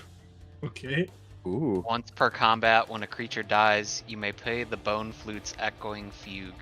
This deals an echo of the fatal damage to a random enemy in the vicinity. Oh. Okay. Yeah. Roll a D2 here. A 1 will hit the guy you're fighting. A 2 will hit the other guy. I rolled the coin. All right. So all of a sudden, the goblin who's fighting you guys looks like he gets punched in the face by an invisible force, and you hear like a sickening crack as his nose gets smashed. He's still alive, but he screams in pain, and he looks very confused. Same, buddy. The same. Next. Where did everybody go already? I think Vero and Lucky. All right. Oh, so close. Well, Lucky, even worse. Not very good at this Okay. game. All right. Well, between you and Lucky on a 4-5-6, he's going to hit Lucky. Oh, wait, hold on. Before I do that, he needs to take a morale test because one of his boys got crushed and he's really fucked up. And what's happening? He fails, throws his knife to the ground, collapses to his knees, begging for his life. Please don't hurt me. I'm sorry, I'm so sorry. What do you do? I mean, technically, guys, we got what we came for. Oh, we'll take a closer look at the sword. Lizard Decrum just continues to attack. Okay. All No right, survivor. You kill him. He's defenseless and is not expecting it, so you... Oh, holy murder shit. him. And then he goes after the fucking goblin, kind of like hazed out in the corner, too. Okay, so how do you kill the first one? Just like clamping my, I don't know how big this lizard is, jaws on his face. It's a nice meaty crunch. I mean, I don't know. I kind of imagine like you're like an iguana. Like you're like a regular sized lizard, but like Like a you're a magic Croxagore? lizard. No. I was thinking like Croxagore size, actually. Get the fuck out of here, fucking Crocs. Crocsgore Thank you, does Eric. D6 damage? Okay. That doesn't Hey, make isn't that sense. what their bites do in game? I mean, come on. No. Did we become tiny? That's He's pretty got awesome. scaly skin. He turns into a lizard. It's a I mean, werewolf, right? it's all there. Yeah, I know what race or what class Eric wants to play next. It's like a big Gila monster. Yeah. They're gross. Okay, we'll say you're like the size of an alligator. How about that? Sounds great. I do a death roll. Hey, snap the goblin's neck as you fling his corpse across the room. Yep. The ultimate Uh, predator. And Not then you changed go in 10 million years. alligator running. Tap, tap, tap, tap, tap, tap. When you get to where the goblin is, as you are running in that direction, you see that he reaches the edge of the room where there's no wall, and you see he puts his arms up and he jumps forward as if he's reaching for something. There's a shrill sound of glee in his voice, which soon turns to a screech of panic as you realize there's no floor where he jumps and he plummets down below. Oh? Do I hear like a thud? No. You just hear his scream get smaller and smaller until it disappears. All right, we're going to turn back around. The sword you have found appears to be a Zweihander of some sort. But it doesn't match the description of what Captain Grift told you. It does, however, appear to have a incredibly sharp blade. Yeah, we should have asked them where they got this. Damn. If that's not it, I guess we'll need to keep going. Check the other room. Yeah, what you have here is a Zweihander that does D10 plus 1 damage God damn. instead of whatever the regular damage is. So Who wants to carry this? it is two-handed. I mean, technically, I still have room I can carry it, but I am a wizard right now. I mean, I can carry it. Nobody else wants a giant sword. Yeah, Yeah. go ahead. Great. Just Alright. change the stats on it when you put it in your inventory. Okay, well, where do you go? How do you proceed? So was there another door in this room, or was this the end area of this room? Like There sequence? is a wooden rickety-ass door on the side of the wall. Guess we should just go that way. Up to you guys. Yeah, let's take a Change look. what stats on it? It's D10 plus 1 damage. +1. Okay. So yeah, let's go through that rickety door. You open the door, barely hanging on its hinges. And when you do, you are assaulted by an awful stomach-churning stench. What does I it smell like? need Everyone to please give me a toughness test. Okay. Oh, Oh, another 20. Ah, come Dang. on. For those of you that fail, this stench of a cesspit makes you vomit, losing your precious porridge and or troll meat. Bryn breathes deep. It is Just like disgusting. home. Beyond the door, you can see there's like 2 or 3 steps that go down to a lower floor, and you can tell this is where the goblins were using for their outhouse and disposing of other nasty shit. okay. Gonna turn around. We probably don't need to go in here. Probably not. We can come back if we don't find it. in Yeah. one of the rooms. Probably go back to the place with the old man and take the other route. Yeah.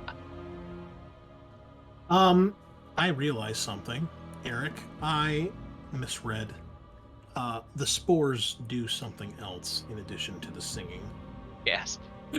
Oh boy. Yeah, I apologize. The singing is caused by the singing flowers. The spores do something else. I need everybody to make a toughness test for the spores. Oh. Oh. Wait, you knocked it as a 12. Hey. So Dang. Eric, what you do know is that these spores basically can cause weird hallucinations or nausea or confusion.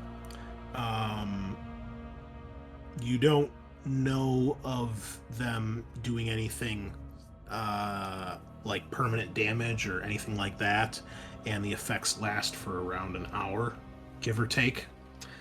If you failed, please roll me a d4.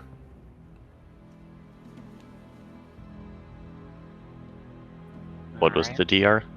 got a 4. 12. Henry got a 4. Okay, for those of you that rolled a 2, the world spins. You must use one hand to support yourself against a wall or fall to the ground. For those of you that rolled a 4, living creatures are invisible to you. You hear strange voices. So for Henry, after you guys vanquish these goblins, it seems like all of your companions just fade away into nothingness as if they were never there. And on the edges of your hearing, you can hear muted, strained voices. Eric, you're all of a sudden overcome by a wave of dizziness, nausea, and you find that you need to have something to support yourself on. Otherwise, you just cannot keep your feet. Do I know it's the flowers then? Or Yeah, you know it's the flowers. She passed your test earlier. damn, the flowers are taking effect. We need to keep moving. And you can see Henry, What? is bug-eyed. Where are you? I think I'm Follow gonna the try to find voices. the Stay torch with us. and sort of like wander towards the light, which presumably I can see cast like glowing somewhere. I think the light goes with him. Well, I guess it would be still floating around. That makes sense. That's kind of cool. Sure. There's this strange hazy glow in the distance, it seems to you. You can see Henry walking towards you, Varro, as if he can't see what's going on. He's got his arms kind of stretched out like a zombie, kind of feeling around in the dark. Eventually, you probably bump into him. You can feel that someone's standing there, Henry, but you don't see anything. Oh God, I'm blind. Just follow the light. We need to Right. keep moving. What's going on with him? Let's go. But I meant his. Damn the flowers. We've been here too long. Find the other path. Let's move. So which way do you guys go? Do you continue down the original staircase, or do you go through the door on the other side of the room where you fought the old man? Let's check out the door, right? Or there's also the area the goblin jumped off of.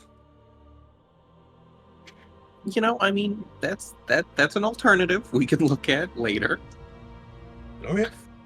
I don't know. Do we want to check out the door, guys, or no? Yeah, let's do that. Yep. All right, you make your way back up the stairs past the singing angels. Perhaps some of you joining in the song. And when you get to the door, it's pretty basic. It's not as shitty as the door by the goblins. But nonetheless, you open it, and it opens into a vast, large chamber with a much higher ceiling. And in front of you, the path narrows to a small walkway that only one of you could fit across single file. And on either side of that is a vast open pit that goes down into the darkness. There seems to be a strange glow emanating from in the pit. On the opposite side of the walkway, there is more ground, similar to what you're standing on this side, and you can see there's a door on the opposite side of the room, leading out of this one. Take a look at the pit. I mean, there's some glow emanating, right? Yep. Yeah, take a gander. You look down, and you see what looks like this bottomless, ever-stretching pit that goes far, far down, seems never-ending. And from somewhere down below, it looks to you like you're staring into the very fires of hell. Oh, shit. There are flames flickering. Impossible to tell how high they are. You can feel the heat, even though the flames don't seem like they're that close to you. You can smell smoke, sulfur, and you can hear pained screams echoing off the sides of this pit. drifting up towards you guys.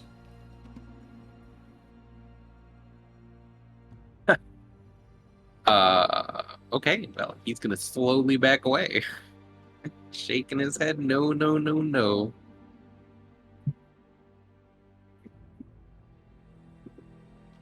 You said there was another path?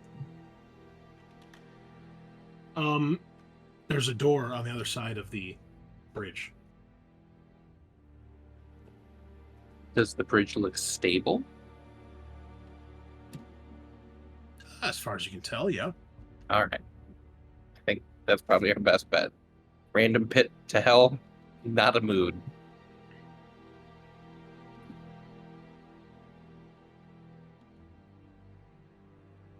So what's it going to be?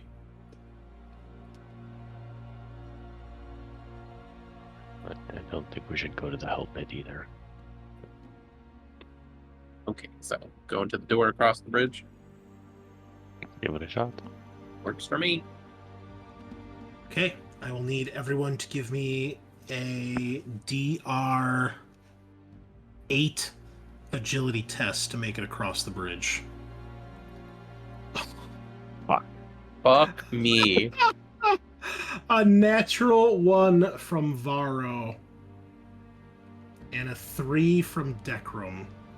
It's nice So knowing you cool. guys. It's See you been next nice knowing week. you. Yeah.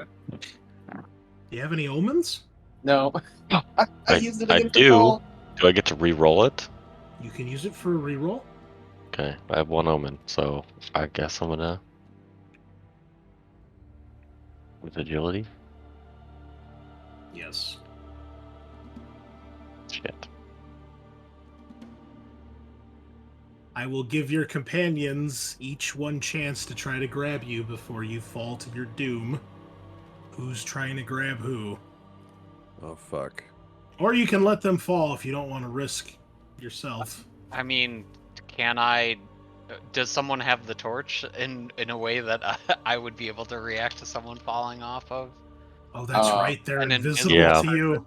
Arrow does have the torch. I have the torch. He does have the torch. You've been following it, so I'll give you a roll, but it'll be harder Okay. because you're probably more grabbing for the torch than him. But so it'll be a DR 10. What would this be? Probably strength. And DR 12 for you, Henry, because you don't know where you're going. Do you have any omens? I do have omens. I guess omens say re-roll a dice roll, yours or someone else's. Can I make make him re-roll with an omen? I think what that is intended for is when you're attacked. But sure, I'll let you re-roll. Oh, you can burn your omen to let him re-roll. I don't mind that. Sure. That's like only mildly. I mean, it's easier. It's an easier test. I mean, And- what's the and that chances I way- fail 3 times? If he fails, it's his fault, not yours. Yeah. Right? Right. Here is my 3rd agility test. Oh, Hey! look at that. Ooh, Okay. There we that was go. close.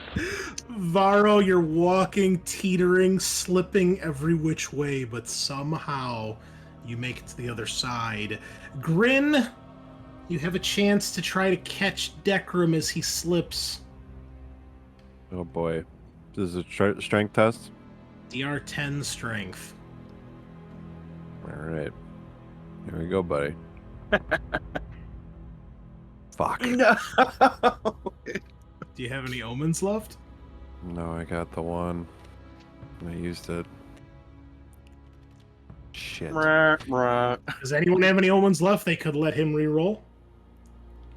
I guess I did have 2, so I have 1 more. Oh, okay. If you want to let him use it, I'll let him make a re-roll. Sure. Why not?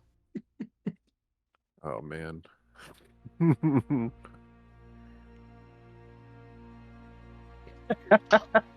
Even That was worse. so close. I know. I thought it was the 18. I Decrum, said I wanted to be the first one to go. you slip. You feel like multiple hands reach out to grab you, but none of them quite so quick enough. You plummet, and you realize you're about to join the goblin as the flames of hell rush up to greet you, and you are no more. Amazing. Right. Oh, A fucking God. bridge. Survived goddamn troll. Two Welcome goblins. to the OSR, folks. Yeah.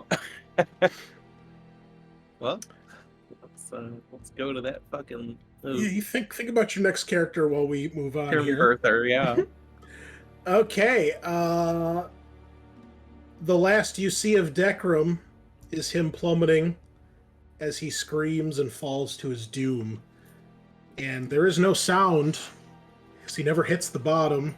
He is just engulfed by flames. And his token changed for some reason. Because there's a button called Stimify or whatever. It just rolls you a new character. What? It gives you art? Yeah. Oh, Whoa. where'd that Okay. go? Look at this guy. He's got a mustache. Damn. I don't know what class this is supposed to be. One I of have the no- fan-made classes. I'm fine with it. I don't care. It's cool. All right.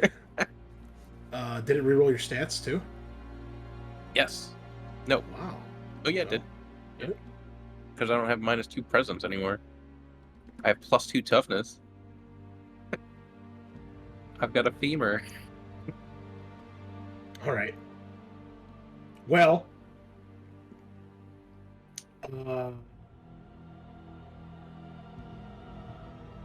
you guys make it across the bridge. On the other side of the room is a greenish bronze-colored door. It has heavy chains across it. And written in blood, it says, "Go to neck." NECH. What would you like to do?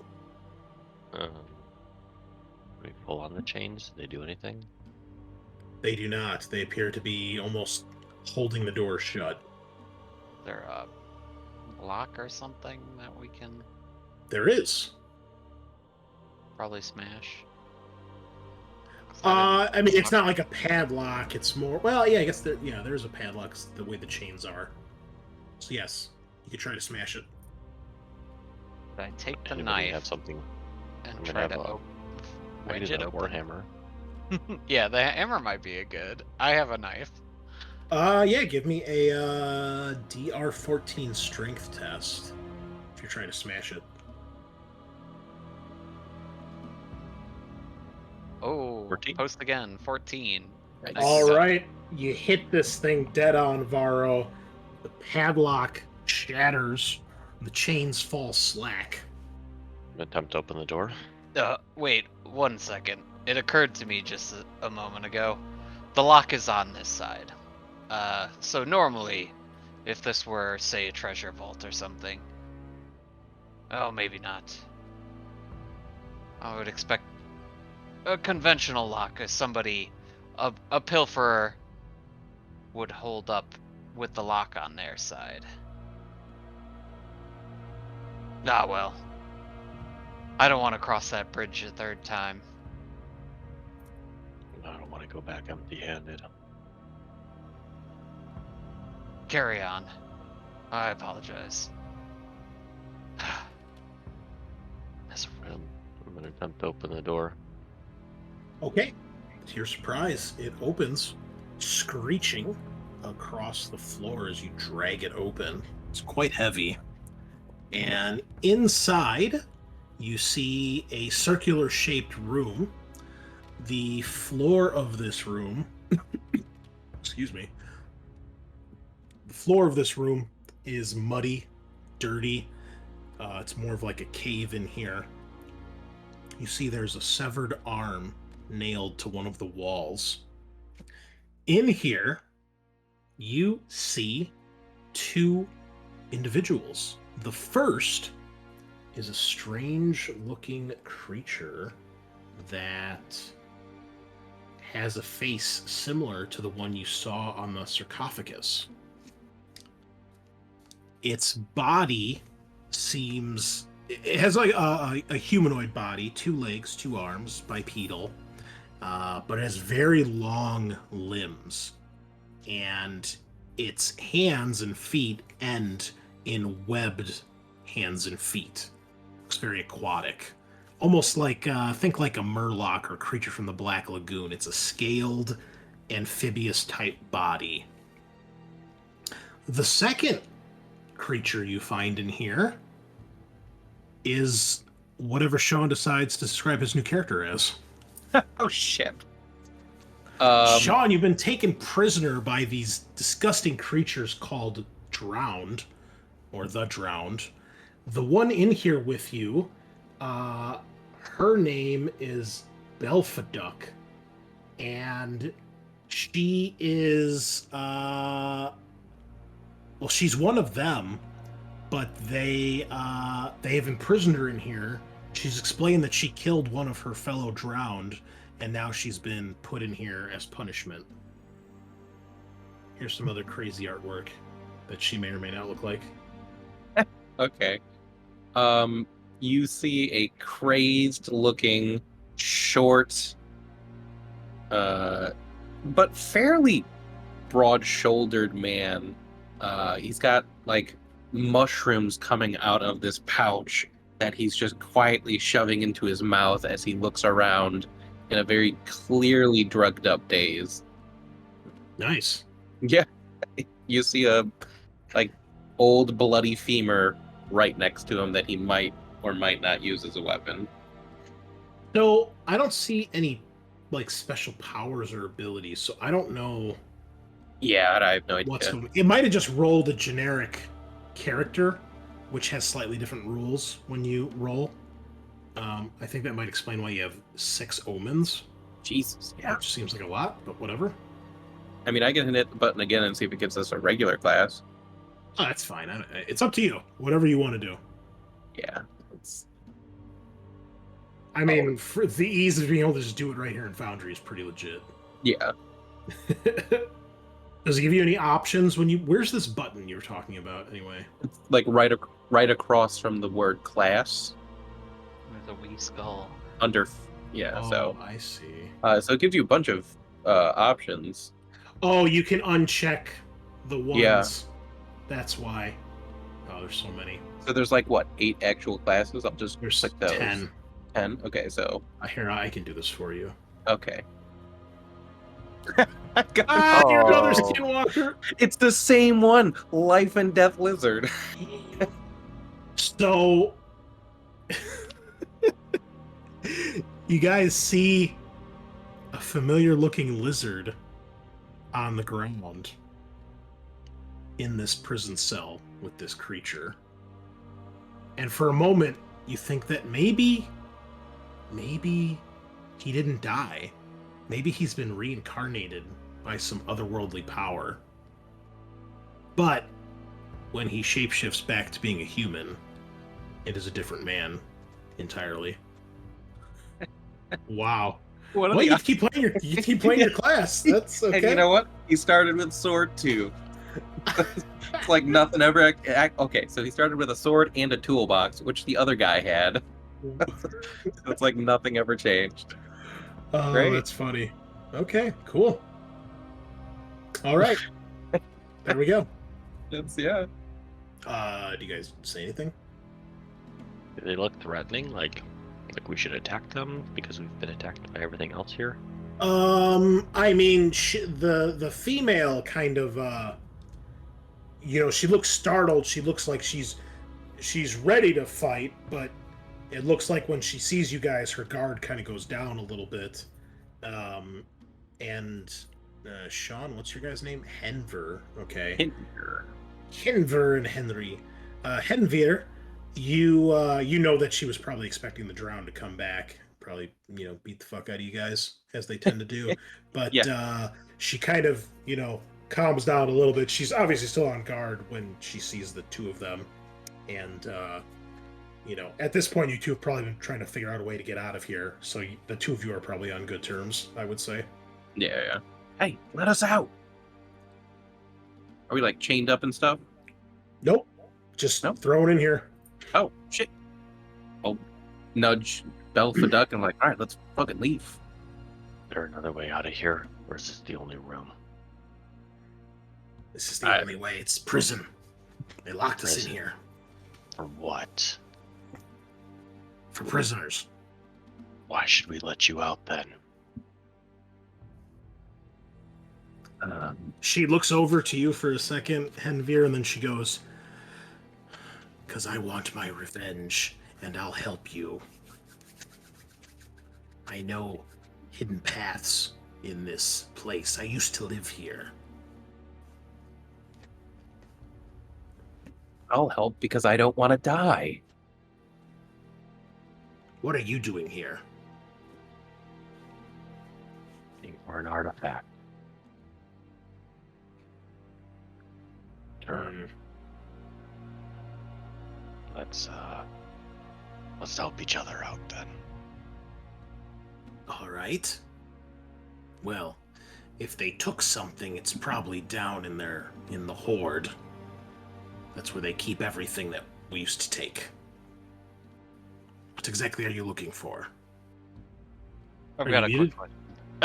I was gonna ask, how long am I blind from the For 1 spore? hour. 1 hour, so the rest of the day. Okay, cool. Yeah, the rest of this adventure, probably. Fun. So I'm gonna sort of just shout, what's happening? Who are you all talking to? She looks confused when your friend is flailing about. What's wrong with him? Spores Oh, got he to him. must have had the spores, yeah. What do you mean we took? Did you raid our city? Depends what city. It's Cravenford, isn't it? Mm-hmm. Cravenford. I'm looking for a sword. No, never been there. All right, take us to the horde then. We'll find it. She kind of looks over to you, Henvir, to kind of see what you think about these guys. Hey, they're not beating the shit out of us right now, so this is a much better deal, honestly. She says, "If we help you, will you help me destroy the plant? I know where it's hidden. It'll stop the spores." Turn to the others. Any objections? Which plant? The plant of life. It's what makes all those cursed vines and flowers. And that's here underground. Yes. It's actually right below us. There's a secret passage to get to it. I can show you. I don't know, Grin, do they look trustworthy? Vero, do they look trustworthy? No, but I don't think we have a choice. No, you're right, yes. We need help. We can make them lead the way. Fine. And she proceeds to leave the room if you let her. I let her. And All we right. follow. After You you. you see that when she walks, she actually gets down on all fours, kind of like Gollum, and she clambers around on the floor. And when you guys get out into the next room, you know, her webbed feet and hands making kind of a sloshy slapping noise against the stone, and she very nimbly crosses the bridge. When she gets to the other side, she looks across to you guys. What are you waiting for? We haven't had much luck with this bridge. I follow, hoping to roll better than last time. I'm gonna squat down like her and kind of like follow the way she was doing it. Okay. DR8. Very cautiously. Okay, Henvir makes it. Good Woo! agility. Okay, Varro's good. Henry's good. Wow. Grin gets a natural 1. I Oh will- boy. I'm gonna use my omen to let him reroll. Okay, you got 6 omens here if you need. Gross. Oh, No, buddy. this character only has one. Oh shit! Oh boy! Okay. Also gross, but in a different way. Hey, you, Oh. Just barely. Yeah. you did Okay. Okay, Whew. all of you, Thank you, Sean. drown crawl your way Tried across the bridge like a bunch of filthy animals, Fuck that. Burn this and bridge down. no one falls to their doom. No one else. Yeah. Man, what if 2 monitor lizard guys fell to their death one after the other? That would have been so funny. I was kind of hoping. The cursed anti-lizard bridge. Yeah. All right, so she leads you down the stairs to the first landing, and then she looks back over to you. She's kind of addressing you, Varro, since you have the torch and you seem to be the leader. She says, "Are we going to the Horde first or the plant?"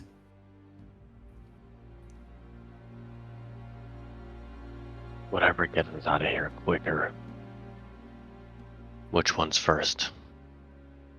Well, she points down the hall towards the room where you fought the goblin. She says, "The plant is that way. The Horde is down here." She points down the second flight of stairs. Now just make a grab the- choice. I hate this fucking singing. Grab the horde. It'll be faster. Just grab our sword and we'll help you. All right. She says, "They're probably down here, so you may want to be quiet." And you see that she starts to kind of slink down the stairs. And the stairs then come down to a long tunnel, which mostly stretches towards your left. And you see as it stretches down, there is an opening on the wall on the right-hand side. You can't see the end of the hall because it's pretty long. At this point, I will need everybody to give me a agility test for some stealth. Nope. Probably not. Ooh, nat 20. Okay. All right. Well, some of you are being pretty quiet. Some of you not as quiet as you'd like to be. And she starts to crawl past the opening. And what is in this room? All right. As you get down to this floor, you can hear the drip and sound of water running. When you guys actually get down to the bottom of the steps, you instantly can tell that you are walking through a flooded area. It's only up to about your ankles right now, but it's definitely watery down here. Please, somebody roll me a D6. Okay. As you go past the first opening on your right, Varro, you kind of turn to see what's in there as you pass. Your torch catches the light of a room, roughly square-shaped room. In the center, you can see that there is some sort of altar. And laying on top of that altar, you see there is a creature that looks similar to Belphaduct, another one of these drowned creatures. And it looks like it's been placed there somewhat reverently. It does appear to be dead. Do you say or do anything? Everyone else sees this too as you guys walk past. Now, when you say everyone else, does that mean that I see it and I know it's dead because I can't see living creatures? Oh, no, I'm sorry. I forgot. Yeah, you're still... Well, yeah, you can't see living creatures, right? That's what it said? I believe that's what it said. Oh, yeah. So, no, you would see this because it is dead. Alright. Cool. I don't know. I don't think I want to rush up and loot it based on my various deficiencies. All right, well, nobody checks it, so you guys continue past. Oh, She wait, leads you hold on. If we're leaving, I'll pat down, I don't know, pockets or whatever. Okay. When you go inside, the path kind of slopes down a little bit, so you can feel you're going deeper, lower. When you get to the actual ground level of this room, the water is up to about your knees. And you can tell this basically has been set up like some sort of like maybe like a funeral rite. And this thing has been placed, as I said, kind of reverently as if it's been laid to rest here. And you hear her, she goes, "What are you doing?" Is I guess, can I see anything that like would be?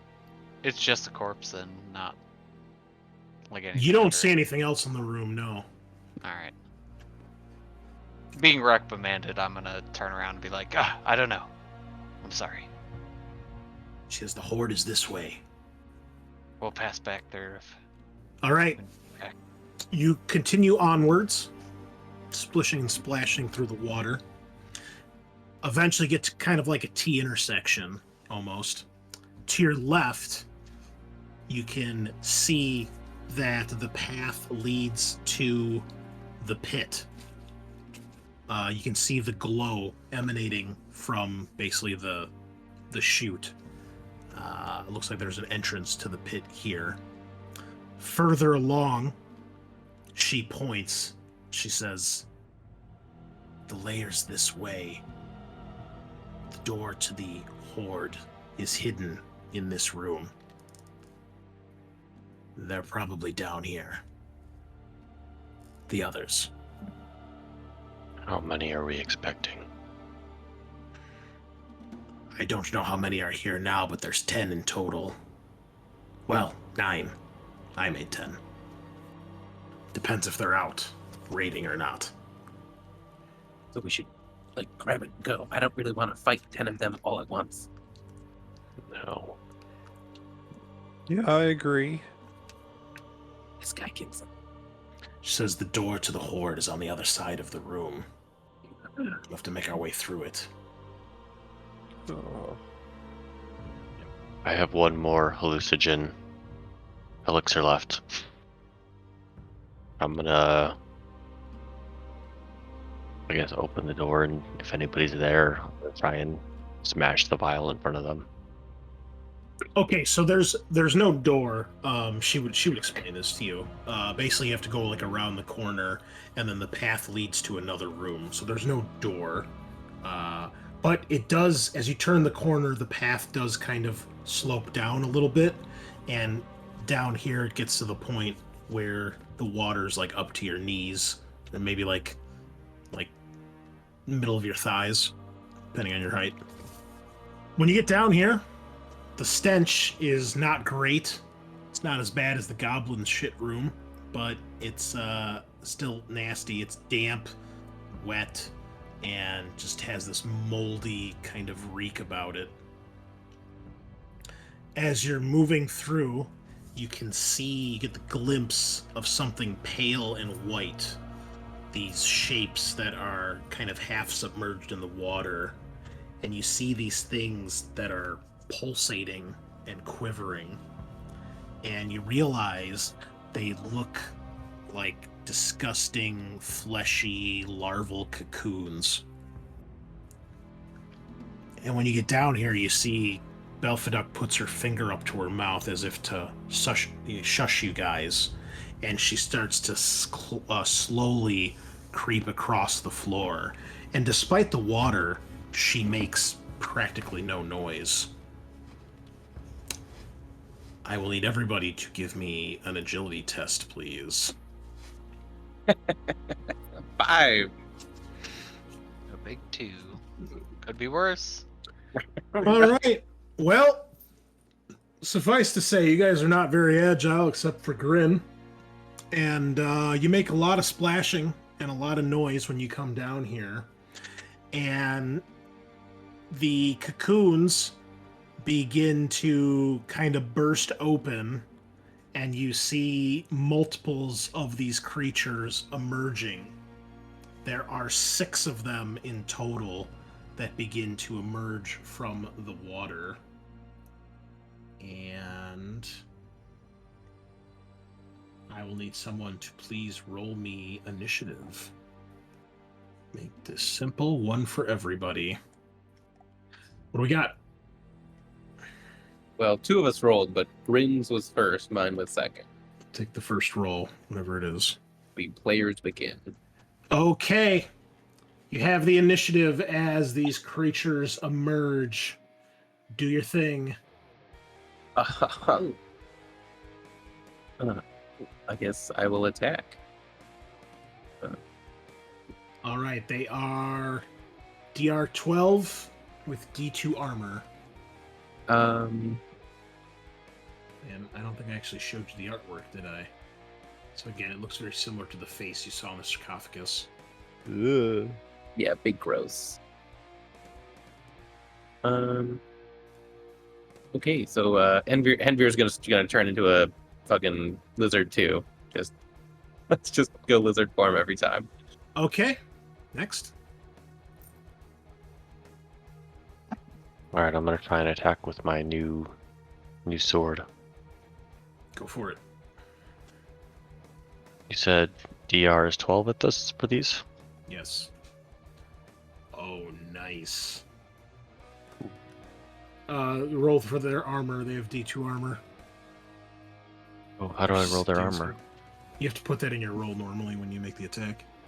Oh, okay. How do I fix that? Just roll D2. D2? Okay, still a big hit. 5 damage. You slice into this thing. It shrieks in pain. Blood pouring out of it into the dirty water. It's still standing, but it is fucked up. Next. Grin's gonna go swinging at his guy with the warhammer. So DR12, D2 armor. Yes. Come here. Oh, that's Oh, yeah. I saw the 19. I know. Nice. All right, next. Okay, Lucky's gonna attack the same guy as I'm. Okay. And he hits, but doesn't do enough damage. Oh. He just can't get through the scales. Oh, poor Lucky. He's trying, though. Let me roll for... What's her face? She does not hit. She wipes out with a claw. That everybody? No, I still have a turn, but I genuinely don't know what to do with myself here. I guess, can I discern what's going on? Do I just, like, strike out somewhat blindly with a knife, hearing sounds of combat? We can just use the same rules that your spell has, because that makes things invisible, they're right? invisible, yeah, so I just have So, to... I guess it would be the other way, though, so, like, it would be DR6, so on the other end, that's like minus... Well, I'll roll, because it would just defend against your attack. Oh, you so roll. I'll roll for this one, that makes sense. Yeah, why not? Alright, you swipe, and you miss. That makes sense. Alright. What's happening? Grin, I think you still have to go. Or did you already go this turn? No, I went and I whiffed big Oh, you time. went. Okay. All right. I think that's everybody. All right. The creatures, everybody make your defensive rolls. They are DR 12. And I'll make the attack against you here, Henry, because it's invisible. So it would be DR 6 to hit you. What's the damage? It is D6. They have spears. Oh, Well, a lot of dice going on here. With the... Henvir dodges. All right, I hit you with an 18, Fuck. Henry. I fumbled big time. Oh, you fumbled? 1. I rolled a 1. But you All only right. took 2 damage. Yeah. Yep. A good thing you don't have armor, because it would have gotten fucked up. So, Ooh. see, it all worked out. Yeah, Yeah. lucky me. Hey, you can go back and pick up To be fair, I am still. my old armor. I left it in the goblin den when I was a lizard, Oh yeah. Wait, and does my that shield trigger and my if you sword. were a lizard? Whack. Well, we'll come back to that. So you said you hit me for 18. That's what, a D6, did D6. you say? Mm-hmm. Oh. Should I roll that then? I guess I can roll. 2 damage. Okay, that's a number. Do you have armor? Oh, I do have armor. I did. I bought that at the Roll a store D2, that we were just yeah. at. Okay. Come on. Big money. Yeah. Nice. All right. Might you not block. die. Did everybody make their rolls? Yes. Did you make one for Lucky? Because he's being attacked too. Oh no. I There's 6 didn't. of these creatures. There's one on each of you. Not lucky. Go Lucky. lucky go. Roll for Belfaduk. Oh, she gets a Oh. nat 20 and strikes back with a vengeance. Lucky dodging out of the way, and she takes a swipe but misses. Okay. All right, everybody's still intact. Heroes, loosely heroes. You may react. Yeah, I will attack. Big attack. All right, lizard time. It's you said 12 last time? Yes. They've got do they have armor? 1d2? D2. Okay. Mhm. Sicko mode. Ah, so close. I saw the 20. Fuck you, game. I have lucky attack first. Yeah, change your dice, man. Using these boring ass single colored flat matte garbage. That's why. No, you're totally right, dog. I'm gonna do You gotta that get right those now. unreadable Kyle dice. No, don't do that. Please. Yeah. Okay, swing and a miss, swing and a miss, swing and a miss. You guys are pretty Alright. good at this game. Here Uh, goes Grin. Nope. God, you guys suck. It's gonna Yes, be Chris, some you- long fucking. Do you want to roll for Henry? Oh, Invincible that's swipe as well this time. yeah. So it rolled a 2. It missed. All right. Oh, and I got to roll for. Wait, are we going no, backwards no this for time? Oh, he crits her. Oh boy. Oh, 12 damage to the chest. You see this thing drive its spear into Belfadek, screaming, "Traitor, die!" And the spear bursts out her back, and she collapses to the ground, dead. Oh boy. Okay. Oh, wait, hold on. Once per combat, when a creature dies, you may play the bone food. Can I do that? No. Yeah, go ahead. Nice. A random enemy takes that much damage. Whatever was the killing blow. Okay, there are 6 of them. Just roll a d6. If you roll a 6, it hits the wounded one. Otherwise, it hits one of the other guys. Okay, and then roll me a d5 to see which one it is, because that'll determine who's fighting who. Ooh, a D5. What an interesting number. Yep. That is the one fighting Lucky. Number 4. All of a sudden, his chest just explodes out, kind of like Belfaduk, and he crashes to the ground and drops his spear in the murky waters. Nice. Well, that's all the damage I'm gonna do today, so good luck, everybody. Thanks, dog. Alright. That was your guys' turn. So now my turn. This Wait, guy already attacked. Alpha Duck died on her turn? Well, because I did both of their attacks simultaneously. Oh, rip. So she was the last one to go. She missed, and then he hit her. Big cringe, Alpha Duck. Okay, so this guy's already gone, and this guy's dead. So I need Varro, Grin, the 4 of you, to make defensive rolls. Lucky, the small but vicious dog, is no longer being attacked. Damn.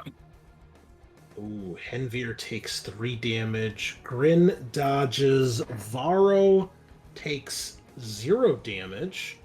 And then for you, Henry, it hits, striking you with his spear for 1 damage, which you block with your armor. So you are fine. Nice. He's got a very old, rusty spear. Okay, heroes. Can you get your shit together this turn? Oh, I get 4 HP back. Nice. Oh, what a tease! It was a 20, folks, but it became a 2. Fuck me. Lucky, save us. Anybody roll above a 6, please. Oh, that's a 9. Oh, a bitch. Bro, we cannot fucking roll.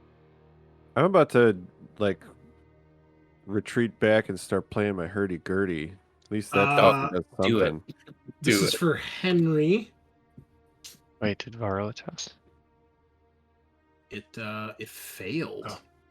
Oh. All right, Henry, you hit this thing with whatever weapon you're using.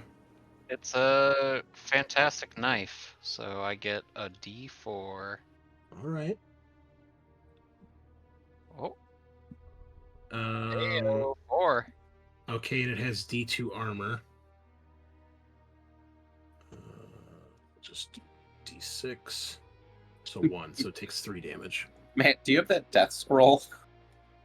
Just Oh no, I don't have that death scroll. I guess if I if do. you have presence, you could borrow the invisibility scroll from me. Wait, did you say you do have the death scroll? I do. What? Fuck. I mean, No, don't touch that. well, I guess wait until it looks real bad, but Keep that whatever. information to yourself. So all 4 of you missed, Yeah. including Lucky. Okay. Yeah, so what? All right, next turn, this guy's going to move over to attack Lucky, so there's still 5 on 5 here, so make your defensive rolls. Henry, you are hit for 3 damage. And, all right. Varro is hit for 2. Taking 2. Oof. Henry takes 2. Grin blocks. Henvir takes... Dodges. Dodges, okay. No, You guys tell me what Lucky. you roll. It's hard for Holy me to shit. see this. Lucky Lucky. takes 5 damage Lucky's dead. and is fucking dead. No. The Not monster that killed Belfaduk runs over and spears your dog like a shish kebab, holding his spear high with your dog impaled on the side. Oh, boy. Okay, players, your turn. Please. All right. Well, this Oh time my god. It's going lower. I'm down to 1 hit point, so I'm gonna dip into my reserve, which is to say, this life elixir I managed to roll at the beginning of the game. Jesus, Yeah. guys. Nope. Which says it. Oh wait, hold on. It says it heals D6 hit points and removes infection. What's that last thing? Does spores count as infection? Sure, yeah. Oh I'll my let it count god, as- I should have done that. Oh my god. You guys Alright. have like 4 items in your inventory, all right? If you guys can't keep track of this, I cannot help you. Oh, well, I mean, infection is like. All right. Anyway. The issue right now isn't that we don't know about our treasures. It's that we can't roll above a 5 to hit these guys. I mean, I heard we've Yeah. got a death scroll that, you I know... mean, 6. This is gonna be 1 hit point back. Oh, 4. Nice. I'm back up full, and I guess I can see again. That won't help right now, so I don't attack that guy. But it is. Okay. You Oh, gulp wait. your potion, everything comes back into view, and it's horrifying. You wish you were still blind. You see Belfaduk dead in the water. Lucky's been impaled by one of these things, and your teammates are all being attacked and slowly whittled down. And it is now their turn. So everybody make your defensive rolls. This other one, I'll roll to see who he's going to double team here. Oh, I can do a classic defense roll now. Oh, Eric, he's coming for you. You got 2 coming your way. And there are 12s at this point Yes. Yes. now. At D4? All right, D6. Grin's fucking dead. Varro's dead. oh no, you're dead? Yeah, from the first hit. Oh, I dodge. oh no. Oh, this is intense. Varro speared twice from both sides, dying on the same spear that has your dog's corpse on it. What else happened? There's so many dice rolls here. Henveer got hit for 3 damage. Okay. Henry dodged. And Grin? Grin died. What? Like, really fucking hard, yeah. You've Oh. also faded in volume. Yeah, you're really quiet. Oh. I'll raise it up. But yeah, There we go. That's better. really dead. 4 damage. God, Oh right. my god. All right. Well, what do you two do? You're the last two remaining. I get 4 HP back. Okay. Cool.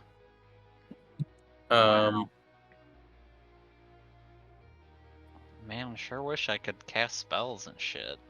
That would have been super convenient. Yeah. Ah. 1, 2, 3, 4. I mean, I guess it's just time to go down swinging. I'll try to bite one of them instead of spit acid. Maybe that's my fault here. Holy fucking shit. I did 1 damage and it ignored 2, so I didn't hit. Valued listeners. You hit. You just didn't do any damage. Oh my fucking god. All right. Henry, got any? You want to maybe get that scroll off of Grin's body? I mean, I could, and then Oh, I you could can't do use nothing with spells? it because I can't use spells because I'm sick. Oh Unless my that's God. an infection that a life elixir magically helps somehow. No, that's magic. Henveer, Juju. can't use spells. Just like kick one in and kill everybody. All right, hold on.